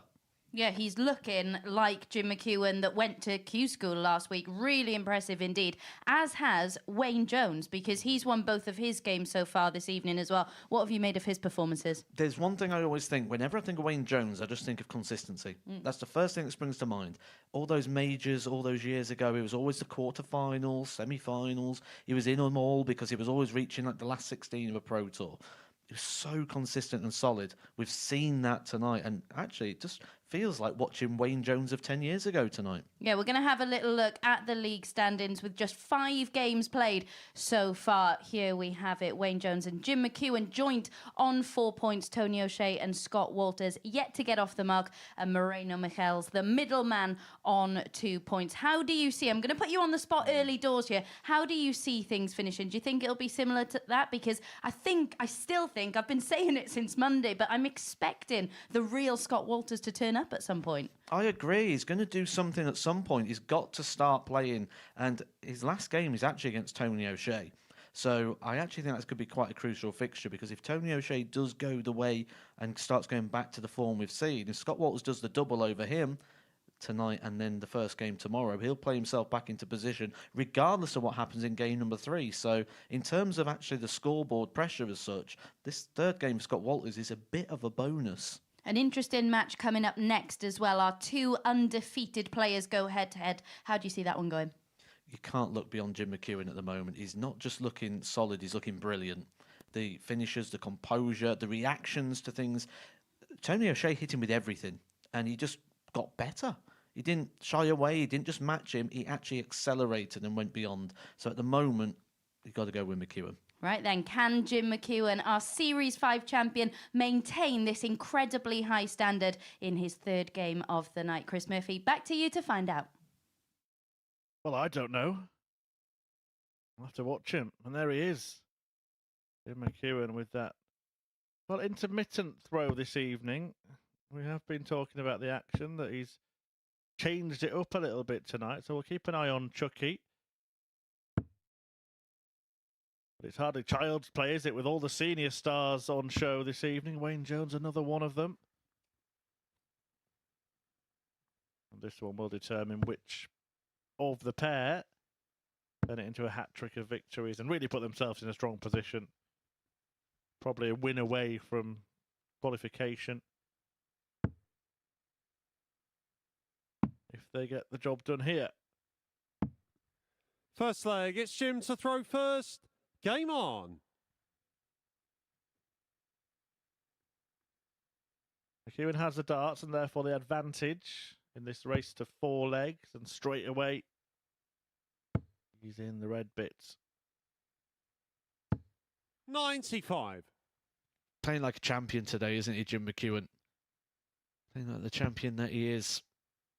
I said with Abby, he was asked the almighty questions in that game with Tony O'Shea. Just kept hitting back stronger and enjoying and relishing the battle, where I don't think he'll mind me saying last time he was here, it was like he kept hiding in his shell. Anytime anyone hit him with anything, he just ran for cover. 140.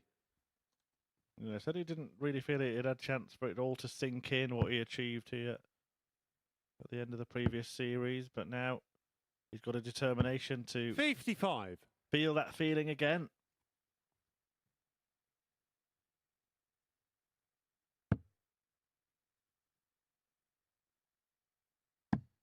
Interesting story, really, isn't he, Jim McEwen? 'Cause he is a player 58. who's emerged in his 50s. I remember it wasn't too many years ago. I was practicing on a pro tour, and Ryan Searle went off, played his first game, came back. So how did you get on? He goes, I've just scraped through 6-5, and I've just played this bloke. He goes, I've never seen him before. And as he was talking about, McEwen went past, he goes, it was him. And it was Jim McEwen. 94. Ever since then, I've sort of just kept an eye on him regularly in that sort of mid-90s sort of range, that sort of 92, 3, 4. 100. Yeah, Jimmy really, requiring really good player. 114. And showcasing that tonight.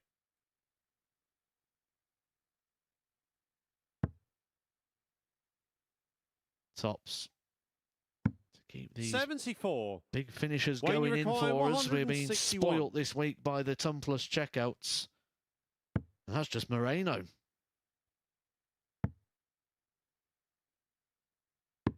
$90. Jimmy required 40.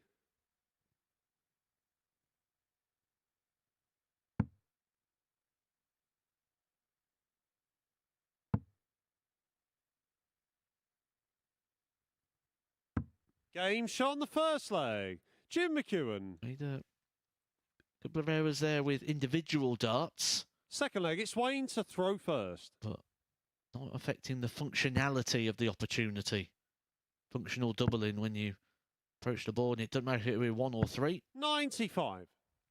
Stop your opponent from coming back for their opportunity. Has won World Seniors Tour event in each of the last 2 years, Jim McEwen, including 2 in 2022. Won a Challenge Tour event in 2022 as well, and the year before. 97. Plus a WDF ranking title in 2021. And of course, 2 Super Series weeks last year, including the Champions Week. 100. So he has been picking up tournament titles year on year for the last sort of half a decade.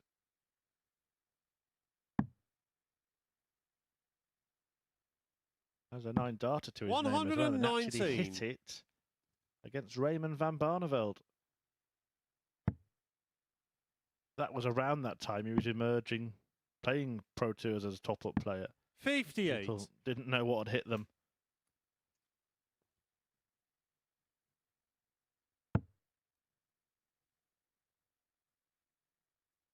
He's a player that sticks in your mind, but mostly because he haunts your sleep with one of these 125. horror shirts on, little blood splattered all over it. One of these horror movie characters staring at you as you're getting ready to throw your darts. 60. Jimmy required 160. Maybe turning into a horror show for Wayne Jones, who can't live with Chucky at the moment. Another. Would leave tops, does leave tops. 120. Just over the top with a return for the target, with Jones out of finishing range.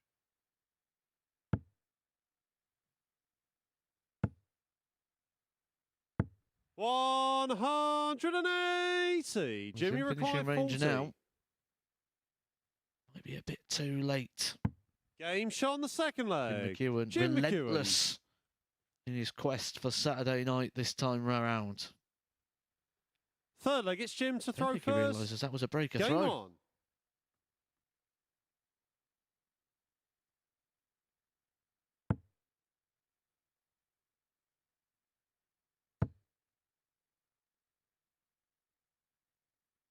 There's got to be someone that's 100. high on the list of the conversation when you're talking about people that may pick up a seniors title on TV this year.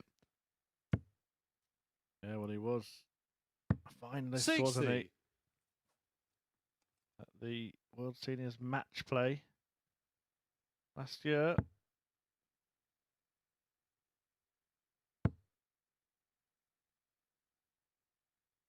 All the way to that 60. big final match, lost out to Leonard Gates. 60. Remember that well. He had that game with Glenn Durant, didn't he, in the opening game where Glenn gave him an almighty scare. It made him jump in the practice room. He was showing him his shirt. 42. Yes, 9-7 it was. He had to work hard for that, Jim McEwen. We were talking earlier today about Tony O'Shea being proud of getting to the finals. Jim McEwen beat Glenn Durant 9-7. 100. Kevin Painter 9-7. Neil Duff 9-5, and then ended up losing 9-6 to Leonard Gates in the final.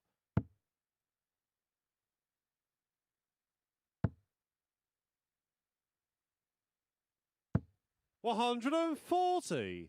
That was a famous tournament where Leonard Gates left the stage after his semi-final win, not knowing he'd actually won the match. Walked off without shaking his opponent's hand. 100. Paul Hogan went to confront him in the practice room. Leonard Gates had no idea what he was talking about. He thought they were on a break.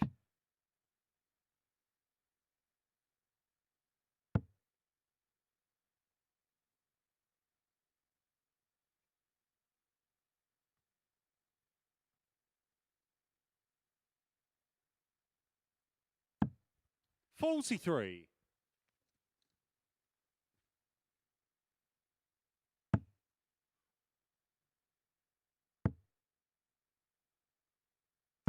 $135. McEwen's been Jimmy teasing us required to another big finish. 116. Be his first one of his campaign.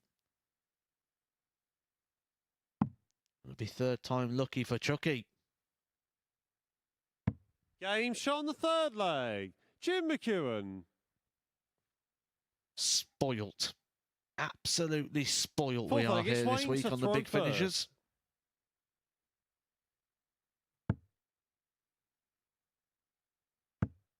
Yeah, just mark them all off your bingo cards. 43. Your dabber will be running out of ink. I've had to use 2 pens to write them all down.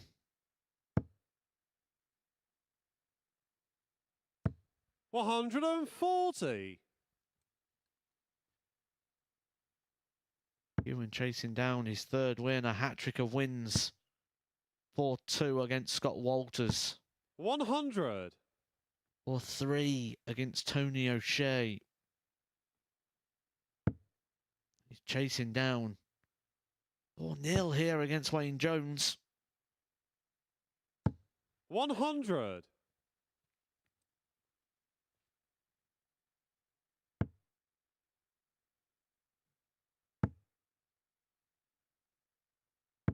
$60. The 6 darts thrown of McEwen. Already outscoring the 9 of Jones, plus these.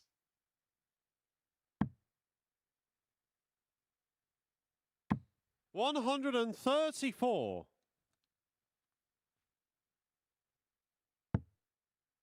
Risky play there. The single would have left a non-finish. We just feel so in control of this 100. match that Jimmy required I'm so expectant 127. that he's going to hit the trebles.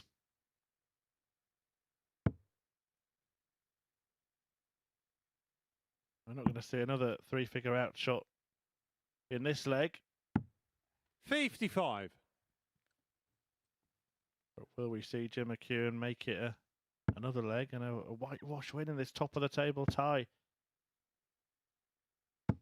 100. Jimmy requires 72.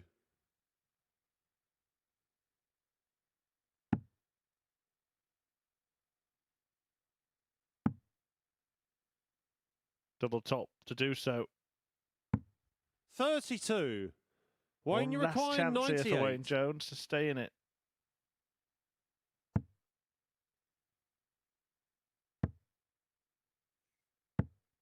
We did 58. see something similar this afternoon. Jimmy Kevin Painter required and Mark Durbridge at the 40. top of the table at a similar point.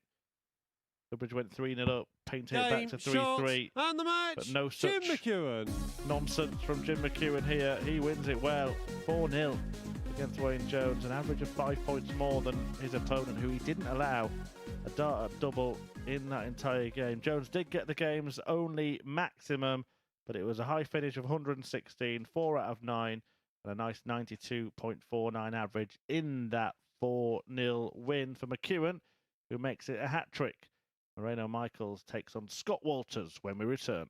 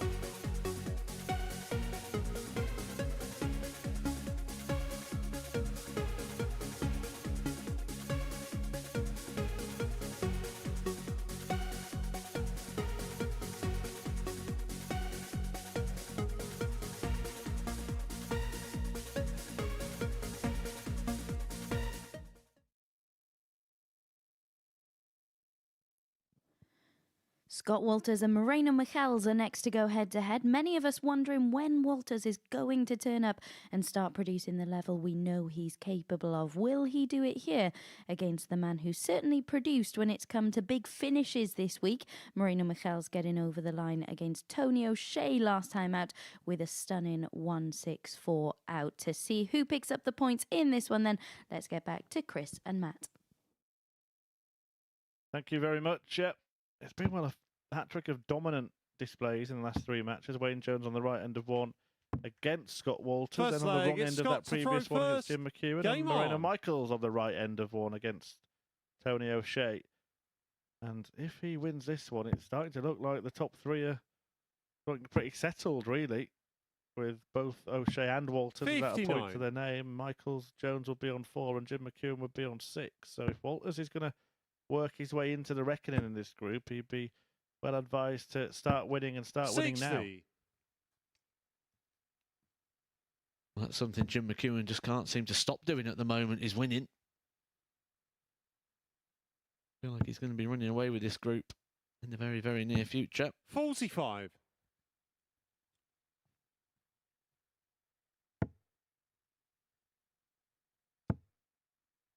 Said earlier, you never really feel like you're out of a 100. Group B campaign, but if Walters is to lose this fixture, he will be 4 points cut adrift of a qualifying place. 43.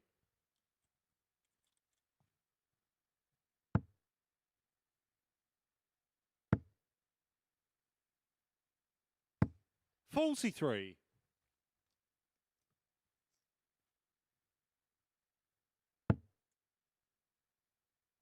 A reminder for viewers that haven't been watching all week that Scott Walters was a late replacement for a 36. player that pulled out, Jemai van den Herrick. Suddenly unwell. And Scott Walters came in on Monday. We've had another late replacement 26. today. Charlie Large stepping in for Lisa Ashton. Her family had some sad news. She had to get away. We wish the Ashton family the very best. Group C will conclude 123. tomorrow. Charlie Large took Lisa's place, but only got one win, as did Ricky Palmer. JT Davis and Steve Plumstead got 2, but it was all about Painter and Dubbridge. 42. 4 wins for Painter, 5 for Mark Dubbridge. And that group is looking pretty settled. 121.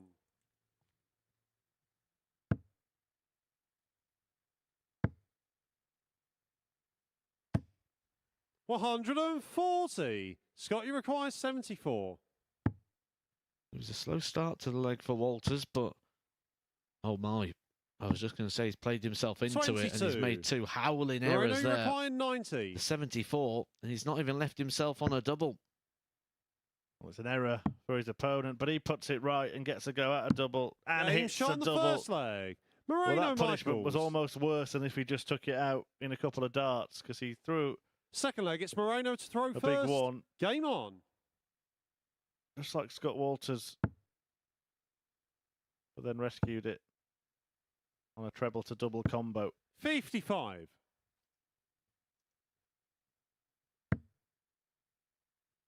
Said he just get that feel like he's playing full 24. of frustration.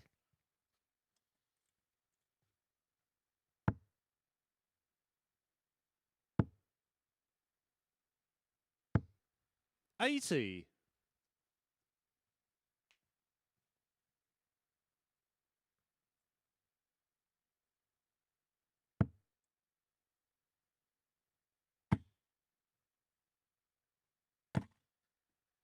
$70.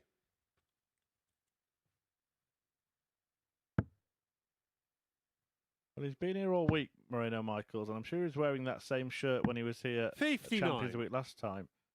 But I've only just noticed that picture of himself on the back of his shirt. Kind of well hidden. I'd not noticed that 41. before.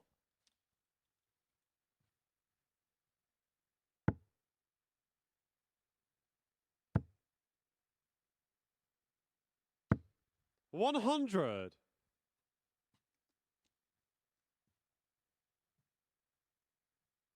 I still can't see it, Chris. You'll see, you'll see. I'm going to get our expert camera operators on the 44. case. Look at that. There you see. The magic eye of Moreno Michaels. Is it? It might not be him. I don't know. 100. We'll get a closer look a little later just to confirm identity. 125. Moreno, you require 107. Well, this is his identity, isn't it? Taking out 3-figure finishers, but he won't take this one out. 45. 13 times already. Got another game to go after this game. Scott Walters, 4 more matches 60. tomorrow. And Moreno, we're you hoping for require more games on 62. Saturday as well, when we crown a weekly champion. Double 8 for another rescue act. 54. Not this time, but Walters Scott, is on you a big require one. 57, you would 137. think. And then 2 tops. That doesn't get the 57, so can't go for the 2 tops. 91. Moreno, you require 8.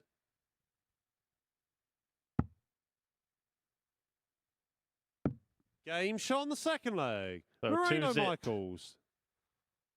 Moreno Michaels. Third leg, it's Scott to throw first. Game on.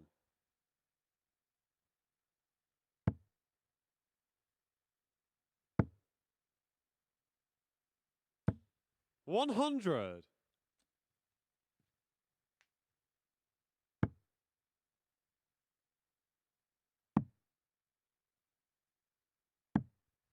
58.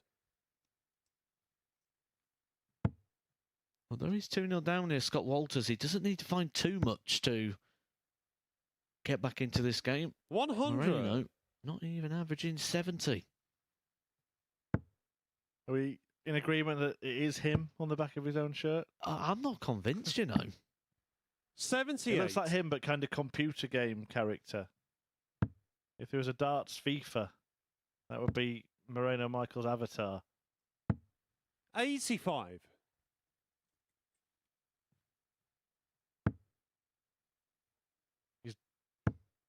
Done what you've done on your dating profile there, Matt, hasn't he? And put an old picture 95.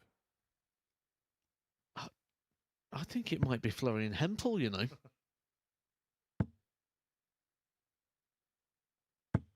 60.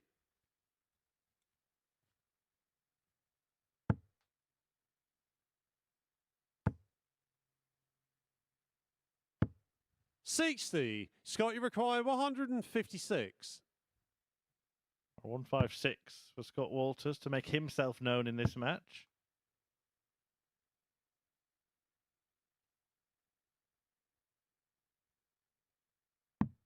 $94.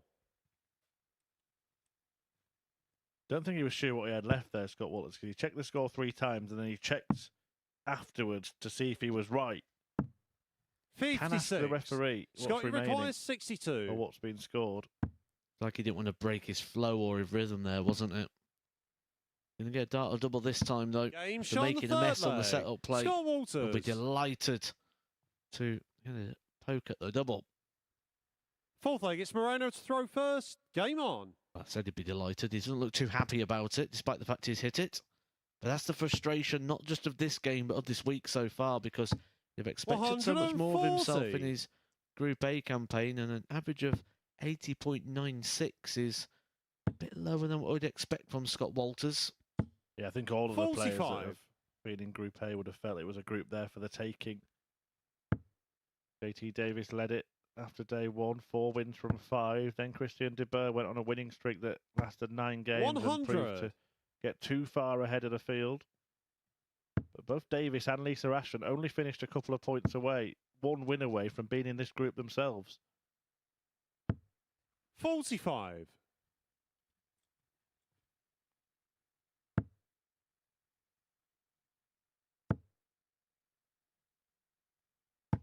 95.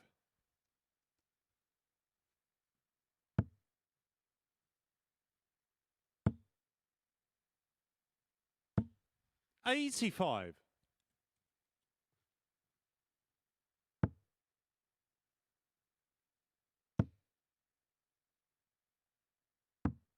130.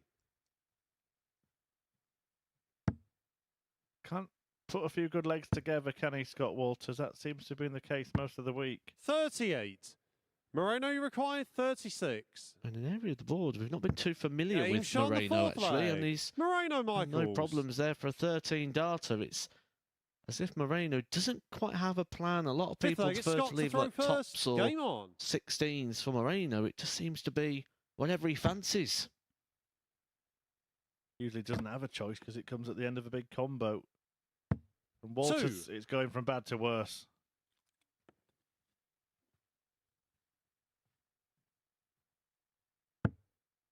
And basically now Moreno Michaels has an extra leg in which he's thrown first.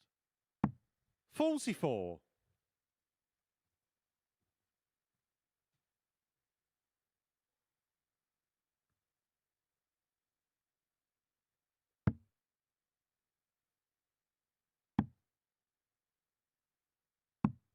58.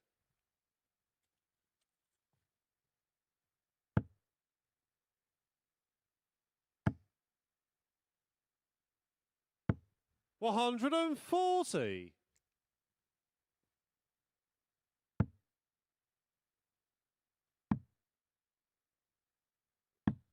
58.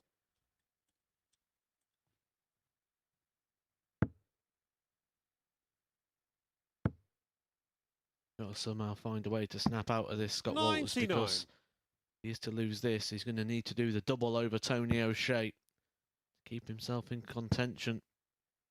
And if he plays like this, Tony O'Shea will be thinking about doing the double over him. This has been poor.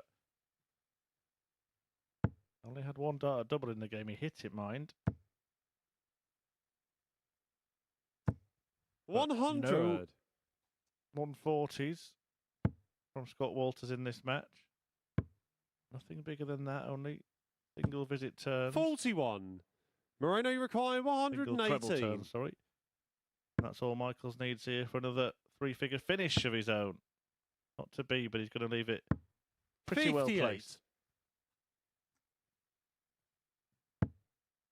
Well, Walters is going to need to find that first 140 of the match. 60. Can't even leave a finish. Moreno, you require 60. The 6 starts for Moreno Michaels to move himself on to 4 points. 40. And if this goes the way it's been going for Scott Walters, what's going to happen is Moreno's going to save it till the last dart. That's when he starts building up some hope. 60. Moreno, you require 20. So, for 4-1, Game, and that's shot, it. Moreno and the Michaels match. Moreno does make it a Michaels. couple of wins. Scott Walters was pretty woeful in that one, and he knows it. Exits the stage quickly.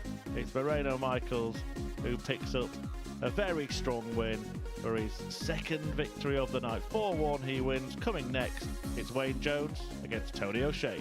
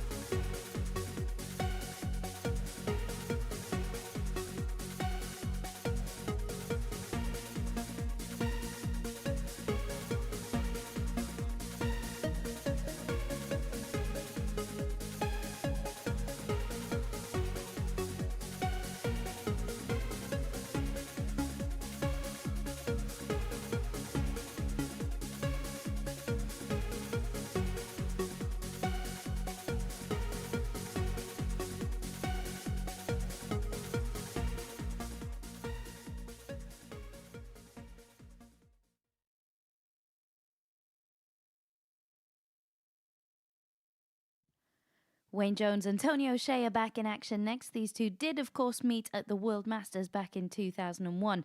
Jones, the 2-1 winner on that occasion. Silverback has produced two completely contrasting performances tonight, hasn't he? Over 13 points between the two averages he's posted. So which version of O'Shea will we see here in our 8th match of 10 in this session? Let's find out in the company of Chris Murphy and Matthew Edgar. Thank you, Abby. Tony O'Shea came here with question marks hanging over him. He came here in preparation for another attack on that seniors tour, the 62-year-old, and he hit the ground running against that game with Jim McEwen. 93.20 the average, but wasn't able to follow it up in his next game against Moreno Michaels for Wayne Jones. First leg, it's Wayne to throw first. Game on. It has been a night of consistency, the word I used to describe him from his time on the Pro Tour. Always a regular around that last 16, last 32 phase. And consistency has been his game tonight. Every single match for Wayne Jones has been an 87 average. Will that be enough to beat Tony O'Shea? Well, Tony, we did say he was switching a lot more earlier, but he's moving across to try and get past 100. that first start. Does so successfully with number 3.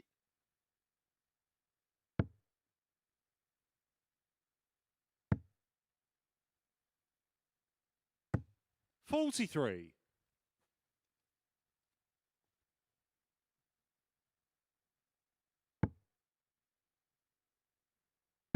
Talked about how deliberate he's been so far tonight, but 78. Visibly quicker on the eye here in the opening 6 starts, Tony O'Shea. He's moving around the hockey a bit quicker as well. Had a good bit of practice. 137. Just feeling a bit freer.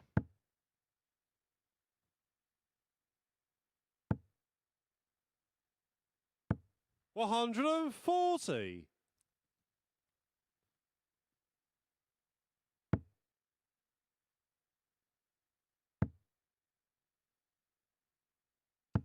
$140. Beautiful start to the game for both. The two players that maybe not clashed too much in ranking events, played two completely different codes across Wayne their require 81. prime days of their careers. 56. Tony require 43.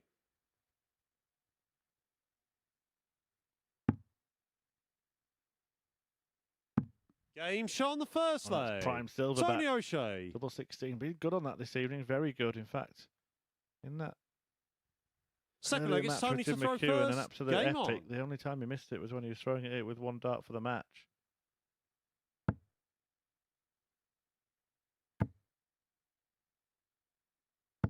$60. I feel that this will be very encouraging for Tony O'Shea. I have wondered where his game was. Looking ahead in 2024. You can see here it's in a very good place.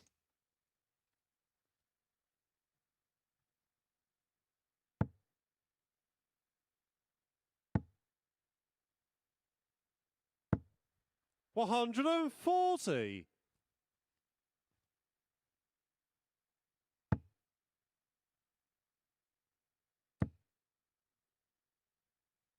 Maybe a bit of a deflection there. The 42. dart sort of changed angle as it entered the board, but Tony O'Shea will be very grateful. Right. In the gravy. 180. Different gravy darts from O'Shea. First max of the match, and he's playing the same kind of start as he did in his opener against Jim 85. McEwen. Tony This is require really good. 121. 1-2-1 after 9.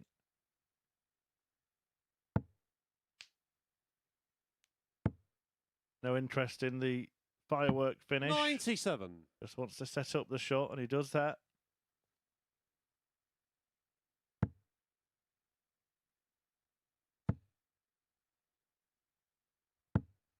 $60. Tony required 24. Half a smile across the face of Wayne Jones. Probably can't believe what he's seeing here. When you've got that quality in the locker, you never know when it's going to come out. Game shot on the second leg. Tony O'Shea. Bit of fire in the belly here as well for Tony O'Shea. Third leg, it's Wayne to throw first. Game on.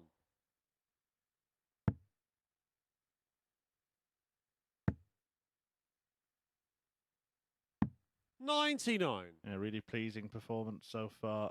We did see this a little bit with Wayne Jones last time he was here, that he started to decline as the night went on. Now, you said that his levels have been the same, and actually he's about 35. 86, 87 again, but Just wonder if the later into the night it goes, it could get worse for Wayne Jones. Tonight shouldn't be too bad. This is 100. of course, his last match, but when he plays tomorrow evening, he'll have a slightly longer night.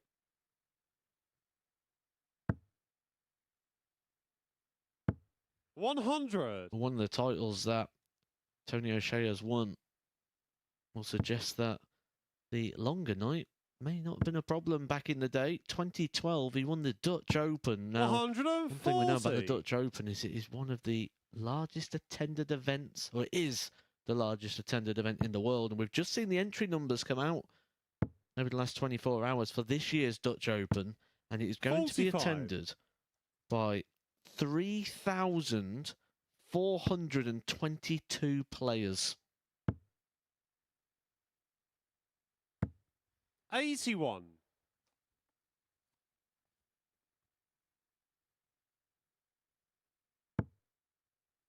Yeah, some effort. Would love to go one day, actually. Not to play, just to be 97. Wayne, you part of require such an 81. historic event.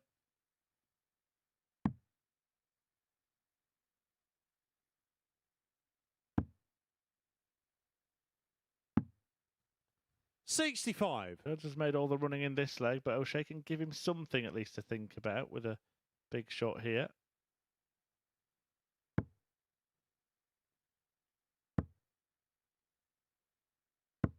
$92. Wayne, you require 16. Game shot on the third leg. Wayne Jones. You know, I think I've done Fourth Wayne leg, it's Jones Tony a to throw disservice. I think it was first. the other way round Game now. on. Just recollect what happened last time he played in Group B. He was losing his first two matches and then winning his last two. Did that both 100. nights. It was a slow start rather than a decline. Apologies, Wayne. But is he on the wane tonight? That's the question. 100.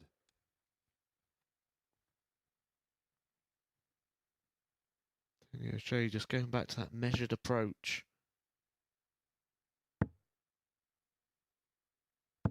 100.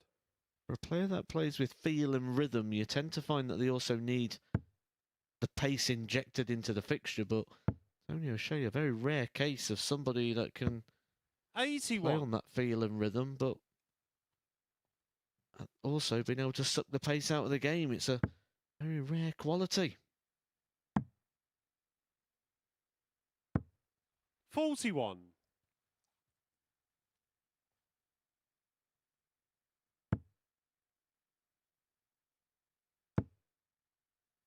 Remaining fixtures this evening. 100. Moreno Michaels versus Jim McEwen in repeat of the Series 5 final. And for those of you who've been following the bet builder tonight, you'll have an easy eye on that one, because if there is a checkout of 95.5 or more in that matchup, then well, you would win that treble that was suggested this evening. If you have had a flutter, please 15. always do so responsibly. 18 plus begambleaware.org. All Wayne Jones needed to do there was stay straight, and he had left the finish. Didn't get one single straight dart, all in the fives. 65.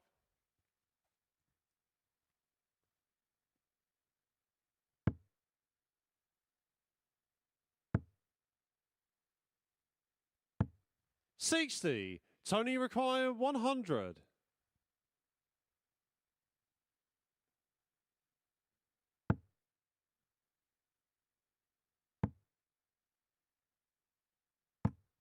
$80. Wayne, you require 145. Well, 6 darts ago, he was on 220. He'd have been hoping something a bit easier than this. However, 131. fine effort. Charlie Tony Corstefino, our required referee, 20. had to double check. It was that close to the double. Yeah, really Game good shot on the attempt fourth from leg. Wayne Jones. Tony but it's Tony O'Shea. O'Shea who gets a leg in a ledger. Is he going to get some points in the bank? One Fifth away. leg, it's Wayne to throw first. Been there already tonight as Mr. Dart. Already tonight. That was to beat Jim McEwen, unbeaten. 100.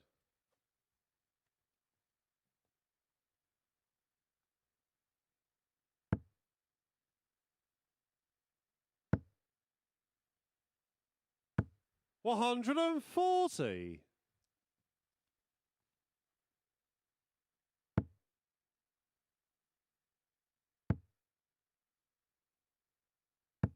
140.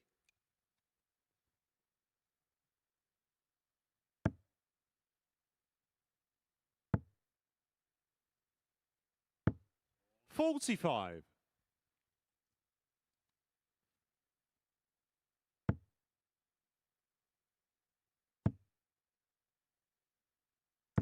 180. Beautiful darts from Wayne Jones. Gets his first maximum of this fixture.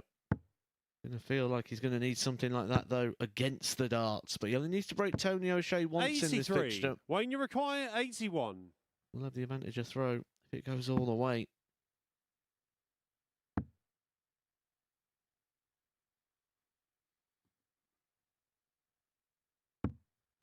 49. Well, not much O'Shea can do now.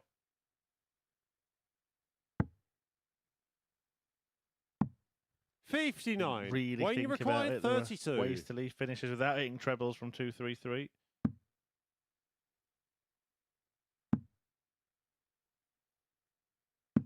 No score. Just see him, knowing he's left 174, he grimaced there because he knows that he didn't think about that before the last shot and could have been going for a shot here.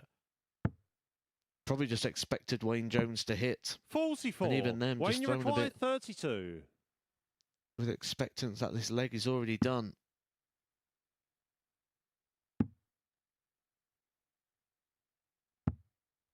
$28. It's still not done. Tony, you require 130. Now we'll be throwing with authority. Now we'll be going for it. No soft throw here. It'll be all-out attack. Needs a treble 20, though, to get a go at the bullseye. Not to be. 59. Wayne, you require 4. Game shot on the 5th leg. Wayne Jones. Sometimes when you subscribe to the James Wade school of thinking, which is, I don't want to waste good darts, I'm just going to throw these ones away. 6th leg, it's Tony to throw In first. these short formats, Game it's on. sometimes quite hard to switch straight back on again and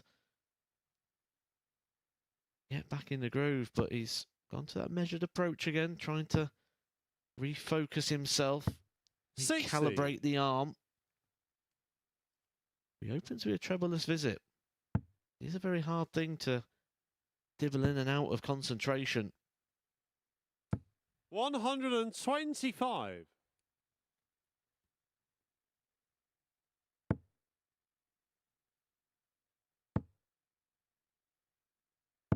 180. Well, he's turned it back on now, that's for sure.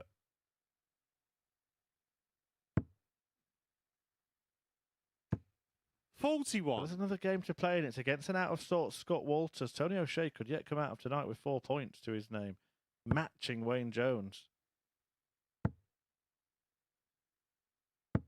60.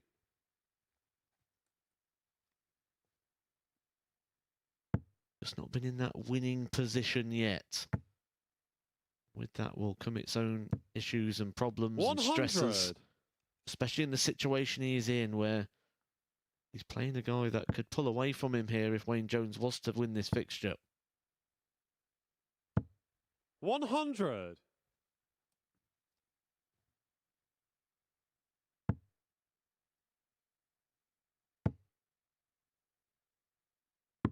105. Tony require Smart thinking from 101. Jones just to leave a slightly more favourable finish.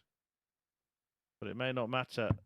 O'Shea aims at double 16, hits Game, double shot, 16 and the and match. picks up a first Tony win O'Shea. of his campaign at the Super Series this week. Silverback gives Wayne Jones a pat on the back, but he deserves one himself. A 4-2 success for Tony O'Shea in that one. The doubling is what won it there. 4 out of 7 on the outer ring, all culminating in that 101 checkout to win the game and pick up the points. And he could get more. He takes on Scott Walters in the last game of the night, but before that, Moreno Michaels takes on Jim McEwen.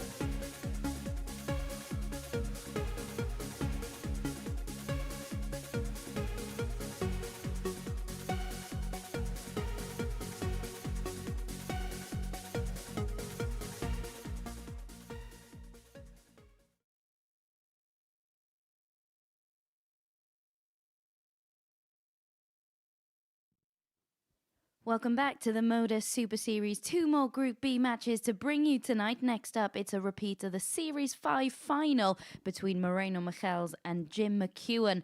The latter looking to complete the Lou Reed, the perfect day, and make it 4 wins from 4. He's been impressive throughout this session, hasn't he? Averaged just shy of a ton against Tony O'Shea in our standout match of the night. Back that up with another average in excess of 90 last time out. Can he dangle a leg into finals night with a win here? Let's find out with Matt and Murph.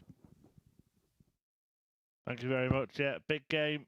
It was the biggest game, of course, in the previous series, the Series 5 finale. So Michaels meet McEwen, and Chucky became the champion. A magical moment for the Scottish slinger.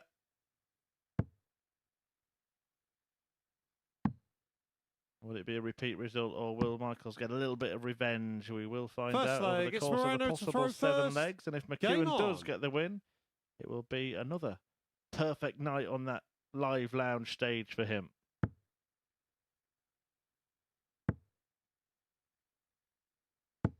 $66.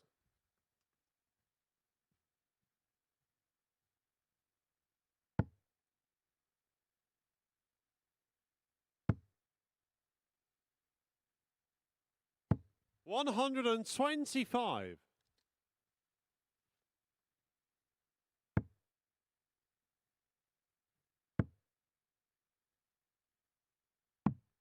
$44.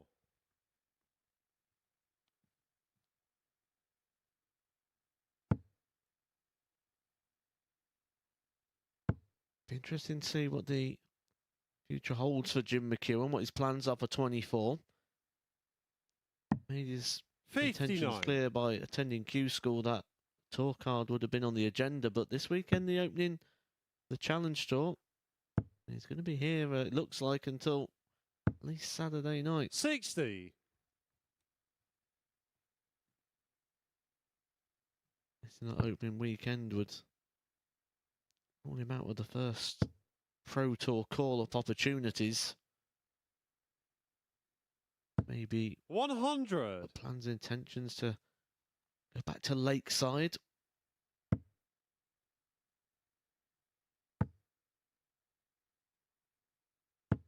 $60. Certainly knows he's going to have plans and intentions to once again pick up a Super Series crown. £20,000 your prize fund. £5,000 for the week. That'll be his first intentions.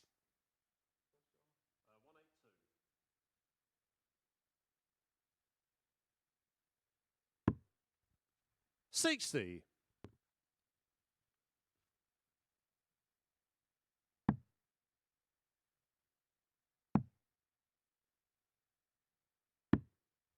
95. Jim, you require 157.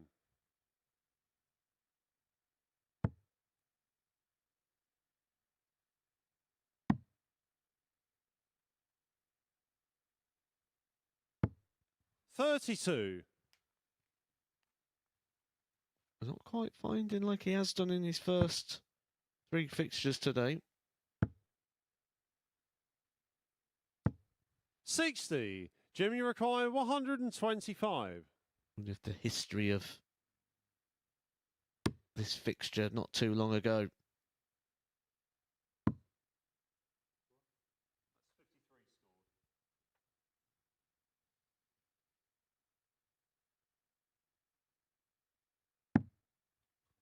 $61. Some tired Moreno, darts you here from require McEwen. 116.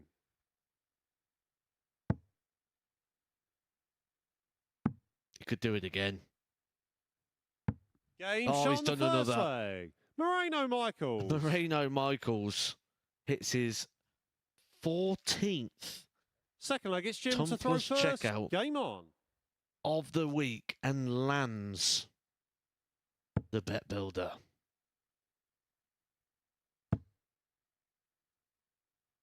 Yeah, the punters know what they were talking about. 121.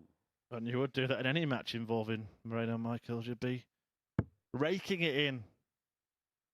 Raking it in responsibly, of course. 57. And it's another one. It's another different big finish. Can't be many left now.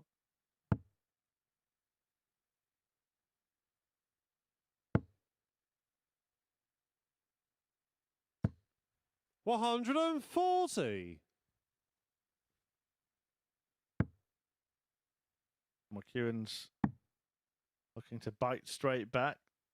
Brace of 2 treble turns. Speaking of 134. which,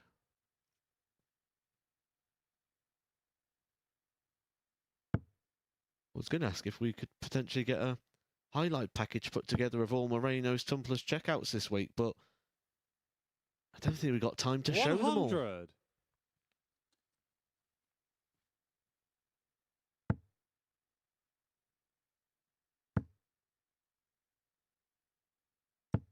$100. Jimmy require 140.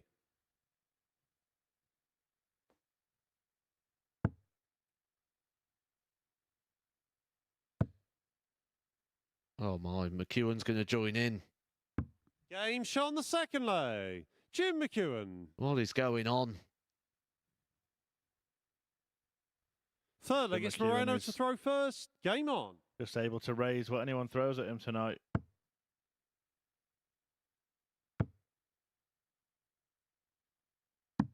$97.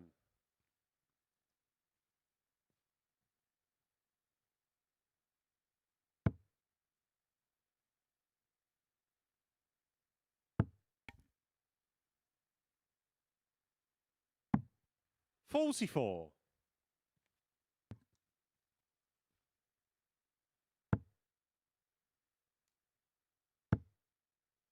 That's 44 $60. Tumplers checkouts we've had so far in total from everyone that's played so far this week. I think what the impressive thing is the amount that's required 2 trebles. Shots like the 140 there of McEwen, the 164 for the match earlier on from Moreno Michaels, the 170, 137, 136, 137, 164 from JT 60. Davies.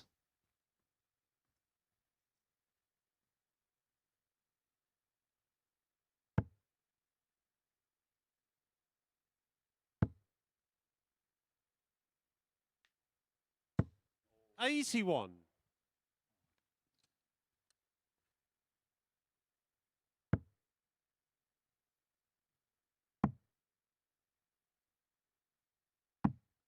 $58.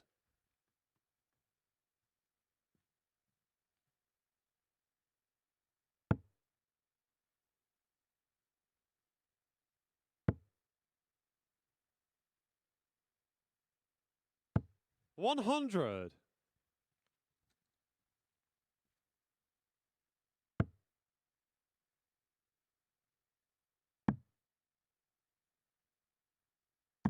$134. McEwen in that position where a 140 becomes a dream.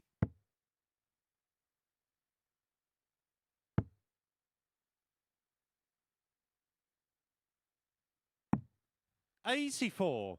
Moreno, you require 92. Top to go to the bullseye route here. The 25-year-old bull pretty much guarantees yourself a dart at least at the bullseye. 67. Target has Jimmy been very good on required this 96. week. Moreno Michaels. McEwen a treble away.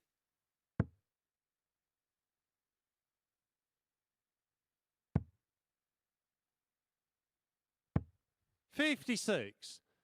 Moreno, you require 25.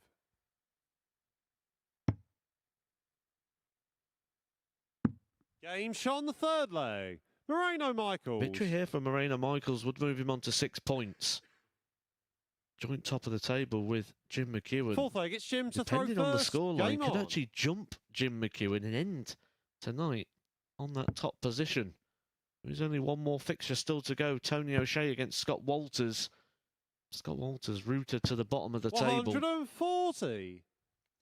Minus 8 legs. Defeat there to Tony O'Shea would pretty much condemn him to 140. elimination. Be 4 points clear of 2 players, that being Wayne Jones and O'Shea.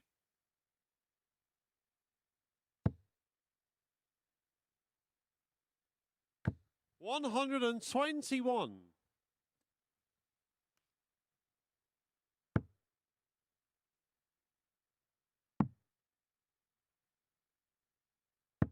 $93.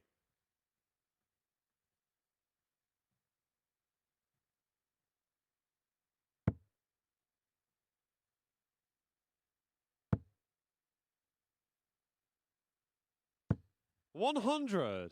Well, McEwen down to a finish first after 9 darts. He's still playing at a decent standard.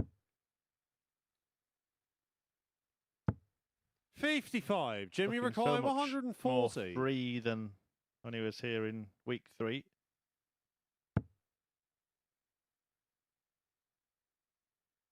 Doesn't want to stay there, but feels he has to.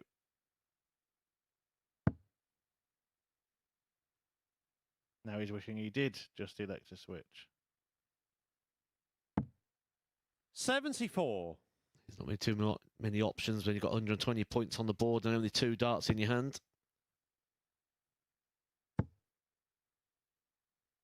Here comes Moreno. 139. Jimmy requires 66. Handy here to break the throw of Jim McEwen if he's unable to take the 66. Beautiful dart. Gives him 2 darts. A double of choice here, the double 18. 48. Moreno requires 74. Big moment in this match. Big moment in this group and the week, really, for Moreno Michaels. 42. Jimmy require 18.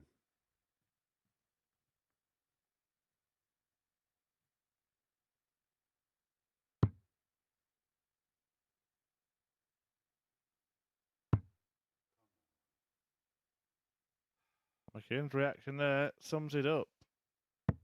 10. Very interesting. Moreno, this you group require if Michaels wins the 32. game. Game shot on the fourth leg. And he's getting Moreno closer Michaels. to doing so here. If he wins this match, he goes on to 6 points alongside Jim McEwen. Fifth leg, it's Moreno to throw first. He'll Game actually on. be top of the table if he wins it in the next leg or two.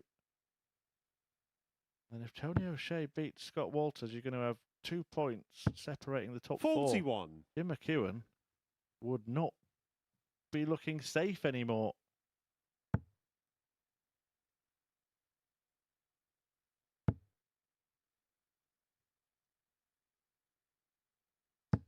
$100.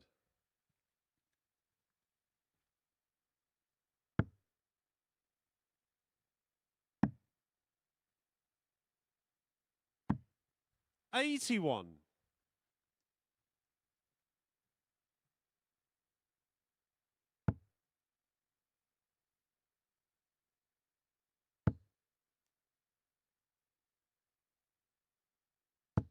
$100.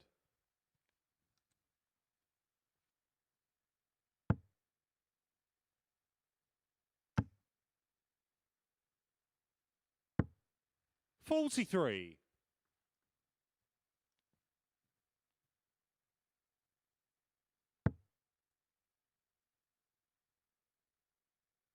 Last match, remember, O'Shea against Walters. 83. Just got off the mark, beating Wayne Jones in the previous match. 4-2, Walters without points. And going chasing ranking points in Milton Keynes tomorrow. 140. Going to be a long day for Scott Walters. And it's going to be a long night. 140. Could end up being a very disappointing one as well for Scott Walters. One that could pretty much rule him out of tomorrow. 40. Jimmy requires 78. 78 for McEwen to keep fighting in this game. 20. And then the double. 58. Oh, couldn't hit the double. Moreno, you require 156. And we know that this player can produce these kind of finishes time and time again. But not this time. 116. Jimmy required 20.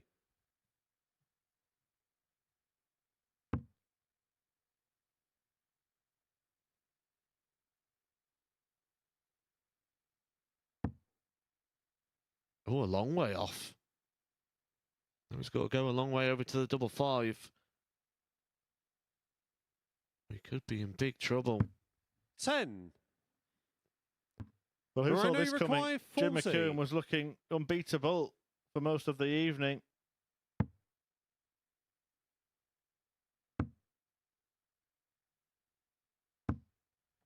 And he 20. still might be. Jimmy required 10. Double 5.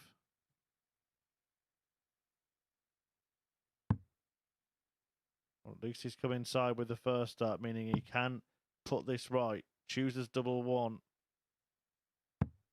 No score. He's failed to find it. Moreno, you required 20. To blow the group wide open. Game, shot. Well, it looked like and the Jim match. McEwen was going to run Moreno away with things here Michaels. tonight and leave here top of the table. Instead, Moreno Michaels jump frogs and goes to the top of the table. He will be leading the top. 6 points, 7 legs. He goes in overnight. Tony O'Shea, Scott Walters coming up next.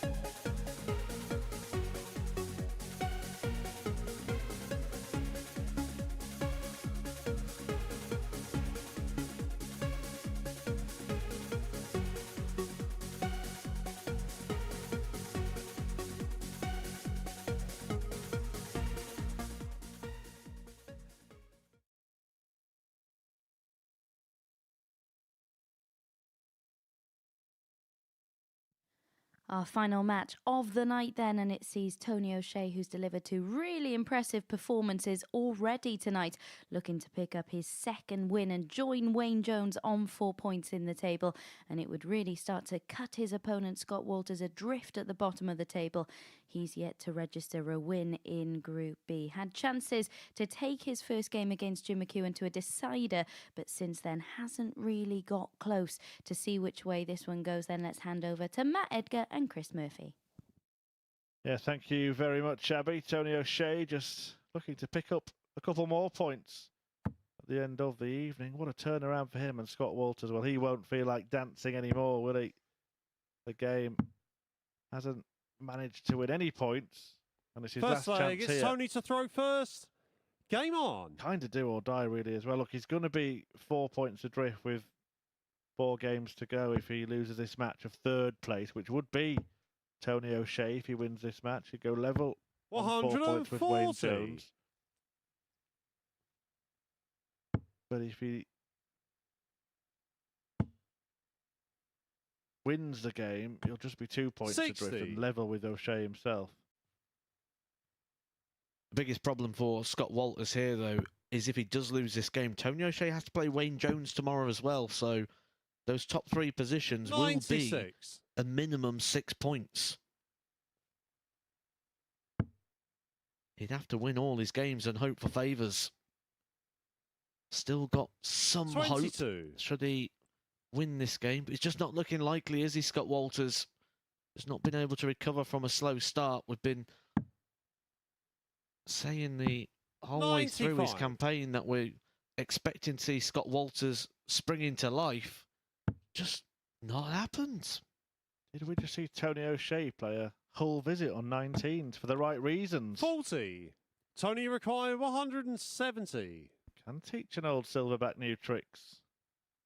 And what kind of trick has he got up his sleeve here? Can try and use that dart and has kind of done. 94.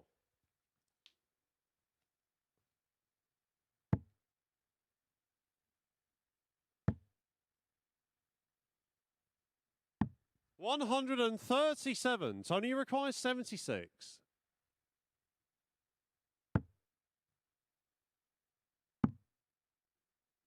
Tony tees up tops. 36.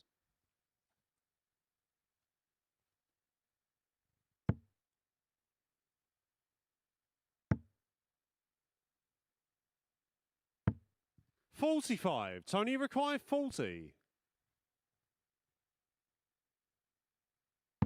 Game shot on the Tony first takes leg. out tops Tony O'Shea. for a 1-leg lead against the hapless Scott Walters. What's Second leg, it's happened Scott to Scott throw Walters first. tonight? Game on.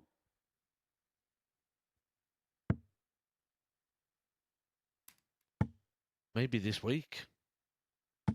60. Well, he did get 3 wins from his 5 matches on each of the last 2 days. Hasn't looked like winning at all tonight.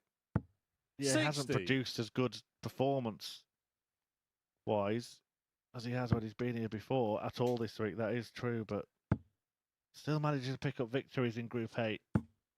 60. Well, this is now Scott Walters' 19th fixture this week, and he's yet to register an average over 90.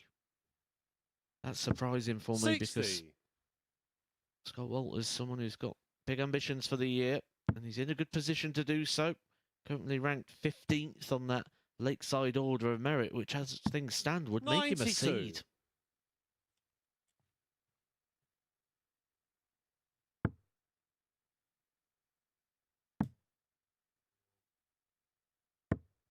$41.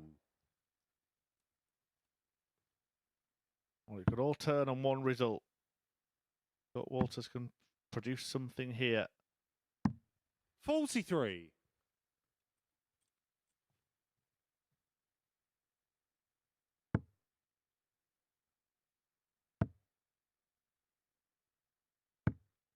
$35.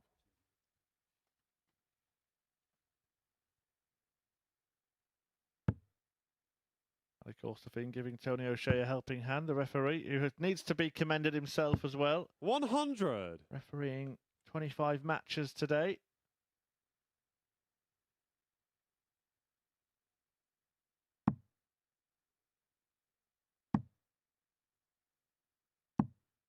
$83. Scott, you require 146. There he is. So calling the last match with the same vocal force as he called the first. 105.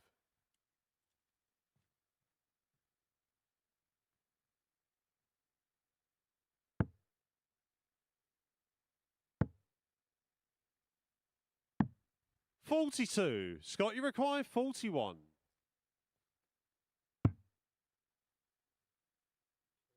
Miss big number.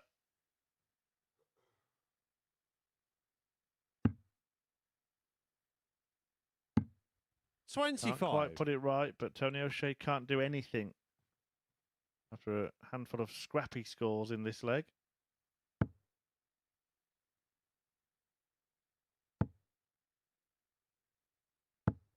$60. Scott, you require 16.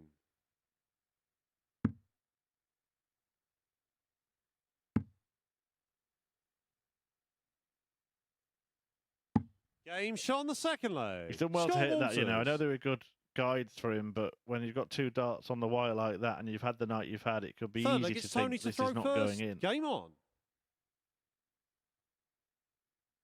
Absolutely. What's he? This is his 5th leg, one of the night. 41.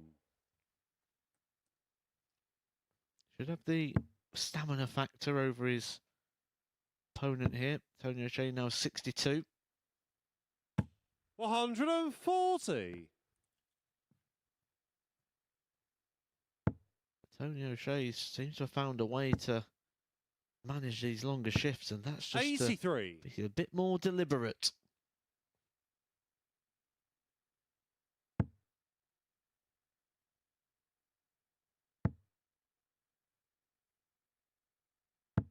$140.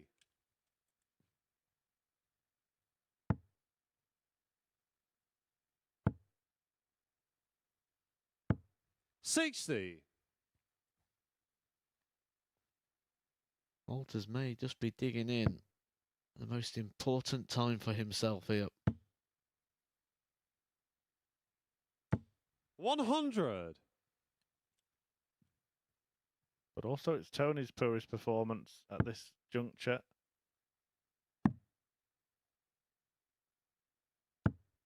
$87. Scott, you require 121. Allowing Walters 6 darts from 1-2-1.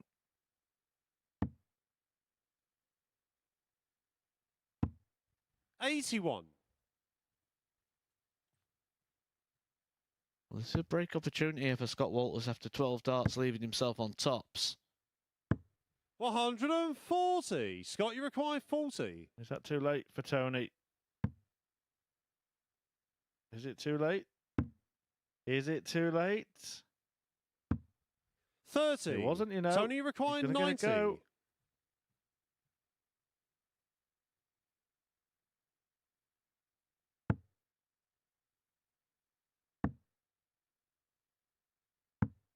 $50. Scott, you require 10. The night Scott Walters has had, that would have been quite the blow. No There's score. another blow for Scott Walters, though he slipped into the wrong Tony, bed. you require 40. And O'Shea, who looked absolutely out of this leg, back on 3-1-7 when Scott Walters hit the 1-2-1. Game shot on the third leg. Salt in the wound Tony shot O'Shea. for Tony O'Shea. Fourth leg, it's Scott to throw Scott Walters first. stands Game at on. the back of the stage like a little puppy who hasn't been given a treat.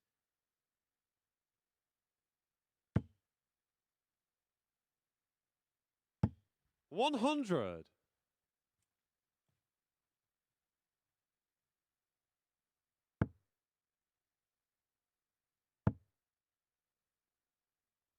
$100.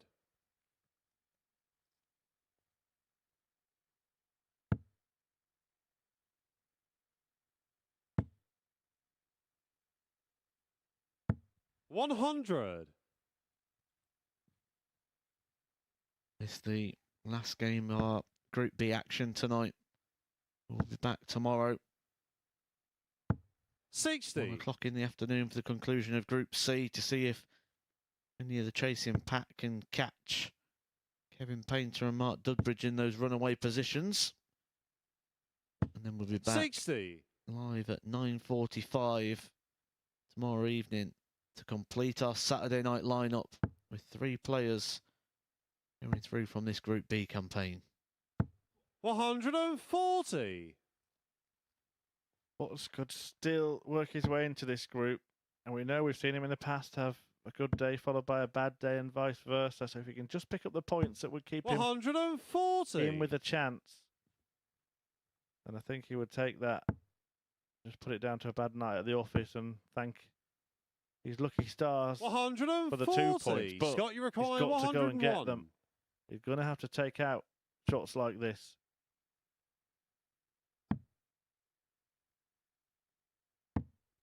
$49. Tony requires 61.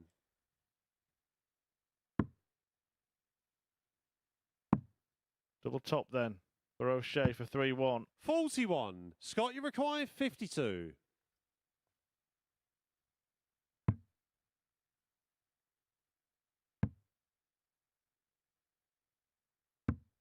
$32.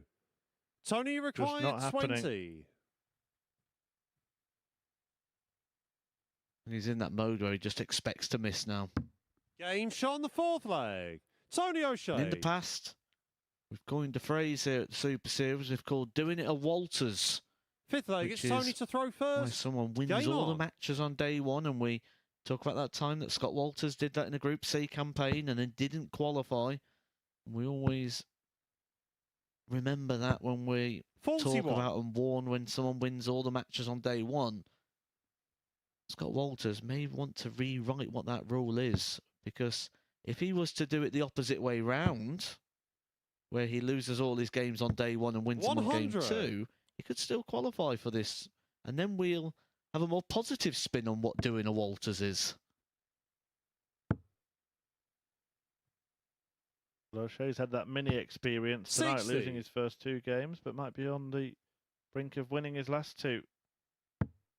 There were games 8 and 10 as well, so for a long time tonight he would have felt pretty out of it, but then suddenly he's right in the mix. 140.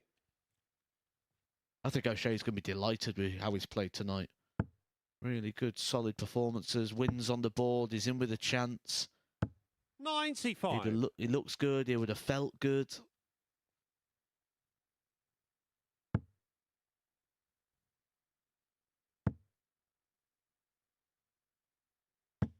$100. Especially if you can get over the line in this one. 80. He's Scott, you switching require a lot more, Tony O'Shea. 161. Not always to the right places.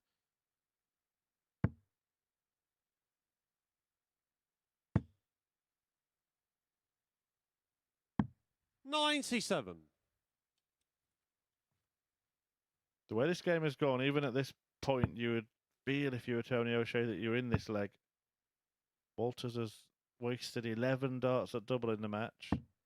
55. Scott, you require 64. Getting 2 more. Game This shot time on he the 5th hits, leg. and that's what he can do. Scott Walters. Clean, clinical kill. Congratulated by Tony O'Shea. 6th leg, it's Scott to throw first. Game on. He's completely lost the pattern of play there as well. Although I think Tony O was stepping forward there as well. I think he was just reading the language of Scott Walters, going to the back of the stage thinking, maybe it is me to throw 36. first.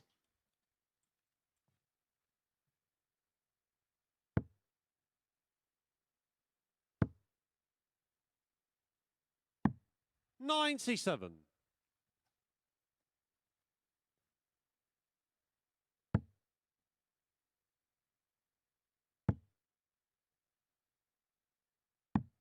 $59. I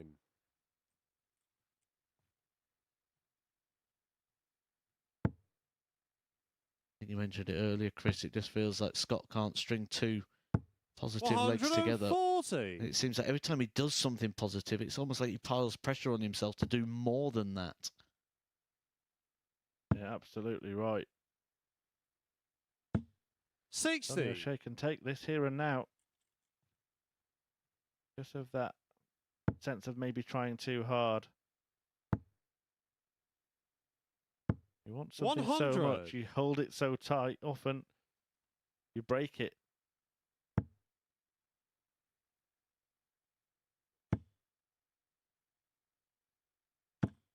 $100. Tony requiring 164. 6 darts from here for Tony O'Shea to put himself into a qualifying position overnight.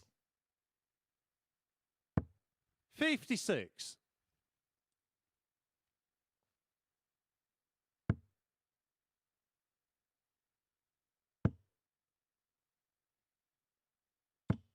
$60. Same scenario. Tony requiring 6 108. darts from here. Put himself into a qualifying position overnight. May do it in 3. 76. I couldn't quite find the double. But Tony O'Shea will be back with 3 darts in hand and double 16 in front of him to make it a pretty productive night. 80. Tony required 32.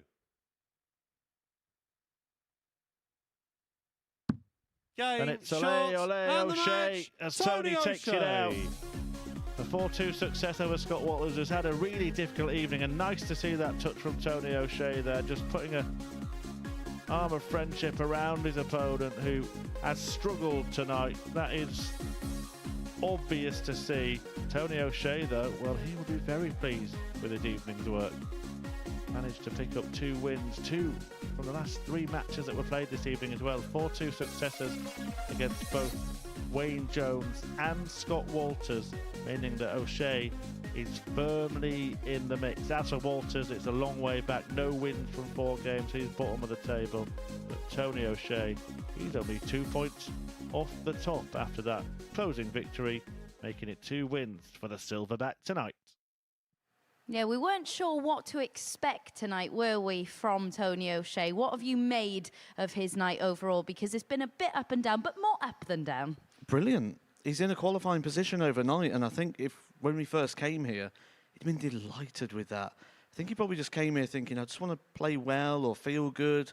He's not been playing anything like that on the various tours that we've seen, and to come out with 2 victories and to push Jim McEwen the way he did, really good night for Tony O'Shea. I'd like to see him now go and back that up tomorrow as well. Yeah, only 1 below par performance from him, but the way that he regrouped to perform like he did against Walters in that final match, very impressive indeed. Let's have a look then, a recap of all 10 results tonight. Jim McEwen got off to a winning start, a 4-2 success over Scott Walters. Walters, his night was pretty much summed up in that opening match, wasn't it? Because he had darts at double 10 to force a decider in that one, wasn't able to do so, and Jim McEwen made him pay. But the surprising result perhaps was Jim McEwen going down 4-1 in his final match because of the level that he'd produced up to that point. Jim McEwen's been brilliant up until that point, like you say, and he just didn't seem to put a foot wrong. But Norris Moreno-Michaels tonight, he has been brilliant tonight. He's took everything out when the opportunities have presented themselves, continues to just hit these tumblers checkouts, and that's just going to give him confidence. When you've got a secret weapon like that in the pocket, you never know when it's going to come out, and the opponents will be very well aware of that as well. A lot of the players will watch these games back. They'll be aware of the stats that he's producing, and we've asked for Moreno-Michaels to stand up all week. Looks like he's chose tonight. Yeah, it's quite interesting though, isn't it? We've just seen the 164, the 116 there as well. We've seen some sublime performances. We've seen some surprises. As you said, no shocks at all with the finishes that Michels has taken out this evening. But his overall performance level, I do still feel like there's something in there. He's still holding something back. I think that's from what we expect of his time when he was making World Championships. He's played in 3 World Championships on both codes. So we'll have higher expectations of him due to his CV, but we've also got to remember he doesn't play a lot of darts at this sort of level now. So he's going to have that sort of wavering in terms of performance. But I do agree, like, there's going to be a moment he puts back-to-back games in, and maybe that's going to be on Saturday night. Maybe this this sort of just group format is not bringing the best out in him. And on Saturday, when it's knockout and it means the most, that's when you need to time it. And just taking it back to Jim McEwen for a second, because you were here when he was last at the Super Series for his Week 3 campaign. What are the main differences you've noticed in his game this evening? Focus. Focus and determination. When he was here last time, he was very distracted. He was looking around the room, he was looking at his darts, he was looking at his hand, he was looking everywhere. Tonight it's just been darts and board. Very focused, very determined, and playing it like a champion rather than someone who's up here. He almost looked like a contest winner last time he was here. He was that sort of distracted and that sort of getting on his own back. He's stuck to the task.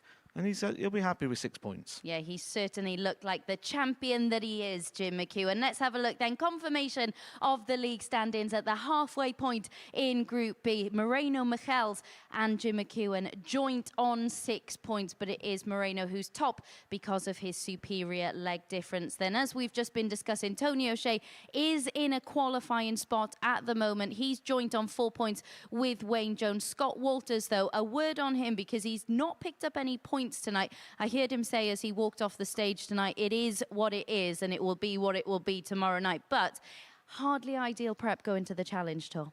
No, not at all. And when he looks ahead as well and he sees Tony O'Shea and Wayne Jones on 4 points, they have to play each other. So them qualifying positions are going to be at least 6 points.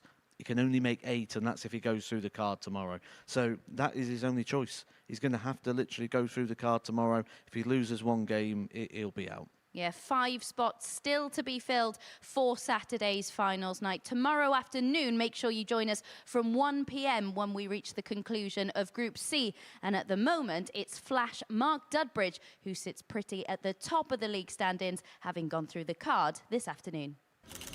Might not have long in this match, the way he's been playing. He's been very dominant, Mark Dudbridge. He's been very assertive on these kinds of finishes, and there's another one. The bullseye for Dudbridge. And that's what he gets. What a shot that is, and what a moment that might be. Each match has rattled along nicely as well. This finish is rattling along nicely. Double 10. Oh, brilliant from Mark Dudbridge. Nice. The double, in the double. And Mark Dudbridge bends off the fight back.